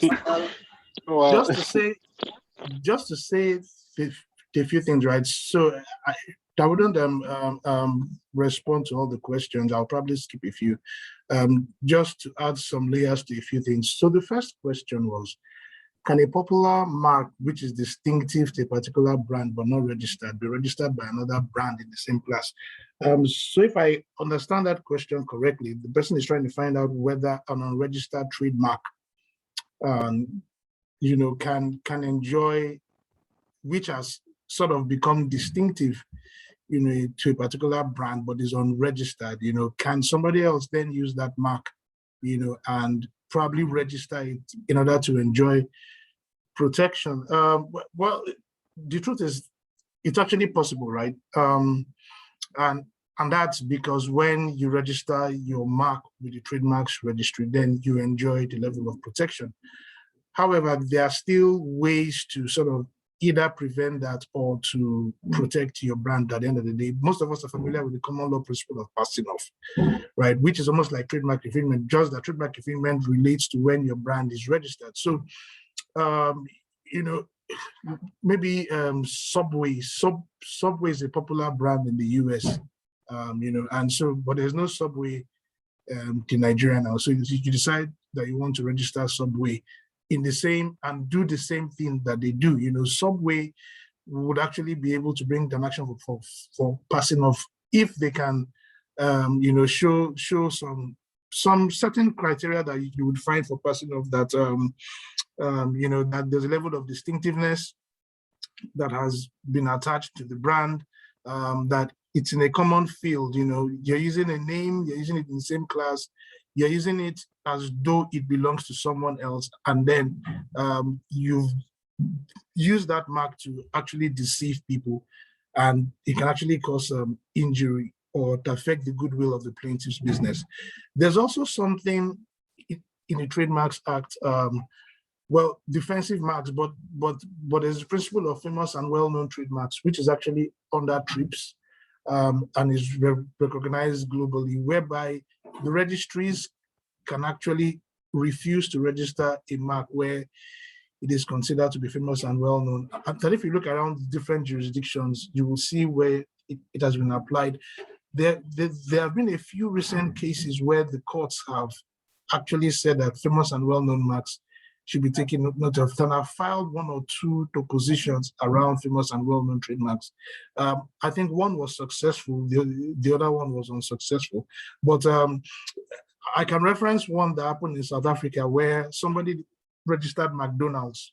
Now, it was in the same class for the same class of good and all of that, but McDonald's was not in South Africa. I think that even, yeah, so they set up, same logo, same thing, set up their offices. So McDonald's now filed an action. Of course, they were not registered on the basis of famous and well-known mark and all of that. And the registry actually refused McDonald's, you know, they had to go on appeal. I think the High Court refused as well. There was at the Court of Appeal that they were finally so successful. Be that as it may, an action for passing off can still be brought up. Second question was the idea behind a generic mark. I think that was basically answered, so there may be no need for me to dwell on that. Which other question caught my fancy? I think the other one on copyright too was also answered. How often should one value IP assets due to economic fluctuations? I would say that there is no hard and fast rule to that. But there are certain seasons that make sense to, you know, value your IP. Number one, if you're going for a funding round, if you're looking to bring in investors, right, you know, at that time, you need to look quite valuable for the investor. And if your IP, so at the time when you're starting out, your IP is probably zilch, you know, like next to nothing. But by the time you start generating level of goodwill, you have a customer base, you know, you have a product or a service that is beginning to gain traction, then, you know, your valuation will be dependent on most of those factors, in which case you'll be able to value your company. And then when the investor is looking to come in, whatever equity he's bringing, you know, will be dependent on your existing valuation. But if your valuation still remains what it was, which was just basically 1 million naira on your share capital value, then, you know, you will probably not have much bargaining power. So definitely when there's a funding round, when there's an M&A transaction, you know, yeah, those are the situations that are best, you know, to go for evaluation of the IP. Or if you just want to make noise in the papers that you are now valued at so and so, to also make yourself attractive, you know. But again, like I said, you should have gained sufficient traction at that time. 3-dimension, 2-dimension, nothing major. The graphic design also answered. So I think maybe the last question, which I found quite interesting, where somebody was talking about making ends meet, you know. But what you need to understand is that the owner of the trade secret is also trying to make ends meet as well. In fact, one of the most interesting trade secret, you know, case that I had, I think I wrote an article on it probably about 3 years ago or thereabouts. Yeah, was this Uber and Waymo case, you know. So Waymo is the self-driving division of Alphabet. So Alphabet Incorporated is the parent company of Google. It's just basically, what Modula is now, is creating a vehicle, right? You know, because Google was growing to be very large. So they just basically created a parent company and became a subsidiary, you know, so that for all these tax issues and monopoly issues. But Waymo is one of their subsidiaries, just like Google. And there was this guy, Lewandowski, very intelligent guy. In fact, he's been said to be a genius, came up with a lot of ideas around self-driving cars, you know, but he had a non-disclosure and non-circumvention agreement with Google.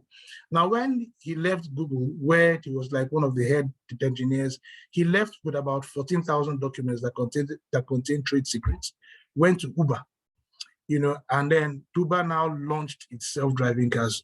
Of course, it's very clear that the trade secrets that, and the thing there is, Lewandowski had actually developed most of those trade secrets. I mean, by virtue of him being an employee and all of that. But as most of us would know, where you create IP during the course of your employment, and it's very clear that that IP doesn't belong to you, even though you used your brain for all of that, it's not yours. And so it was more or less IP theft, you know, and he ran with all of that to Uber and decided to now say that they want to launch self-driving. So Google sued them. I think it was even a $1 billion suit. And Waymo, Uber actually came to court ready to defend that suit. After 5 days, they asked for settlement because it was very clear now, you know, what was happening. They eventually settled for about $245 million and also took shares in Uber as well, you know. So it shows you that even though this chap was felt that he needed to make ends meet, you can't do that to the detriment of the owner of the trade secret at the end of the day. Google even sued the guy as well because he poached a number of engineers, you know, from Google to Uber. I think the court probably awarded close to $200 million in favor of Google. The guy sued for bankruptcy because he was just a liability at the end of the day. And, you know, I mean, he's now owing Google over $200 million. At the same time, Uber also had to divest part of its shares and brought in a competitor into it, and also had to pay hundreds of millions of dollars. So it's not a good place to be where trade secrets are stolen. Of course, in the US, they do have their Trade Secrets Act, you know, which sort of legislates on these things, but we can still draw from that, right? In understanding that just like any other IP, you can't just steal people's trade secrets and use them as yours.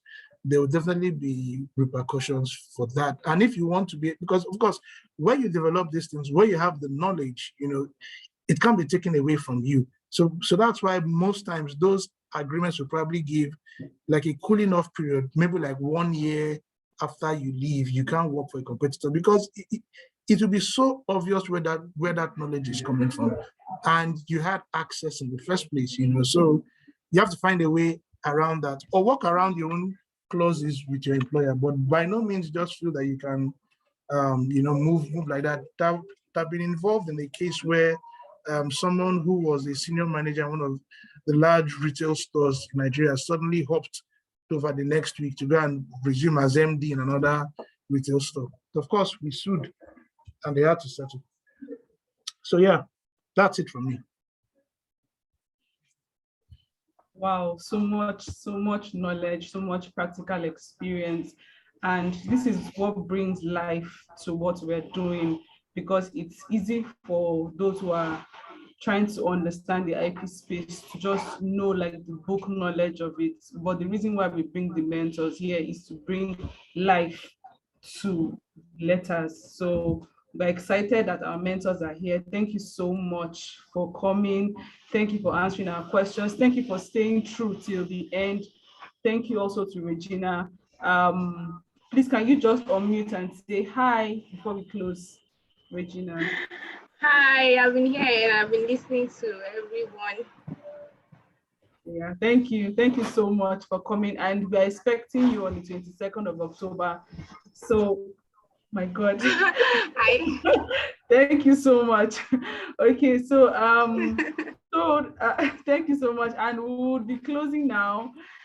So I see that some of the mentees put their videos on. Thank you all for presenting.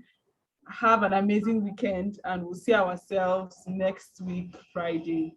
Thank you, Mr. Davidson. Thank you, Mr. Kristen. Thank you, Regina. Thank you, Mr. Polari. Bye. Take care. Thank Have you, an amazing weekend. Thanks Bye. Bye. Stay safe. Bye, everyone. Yeah.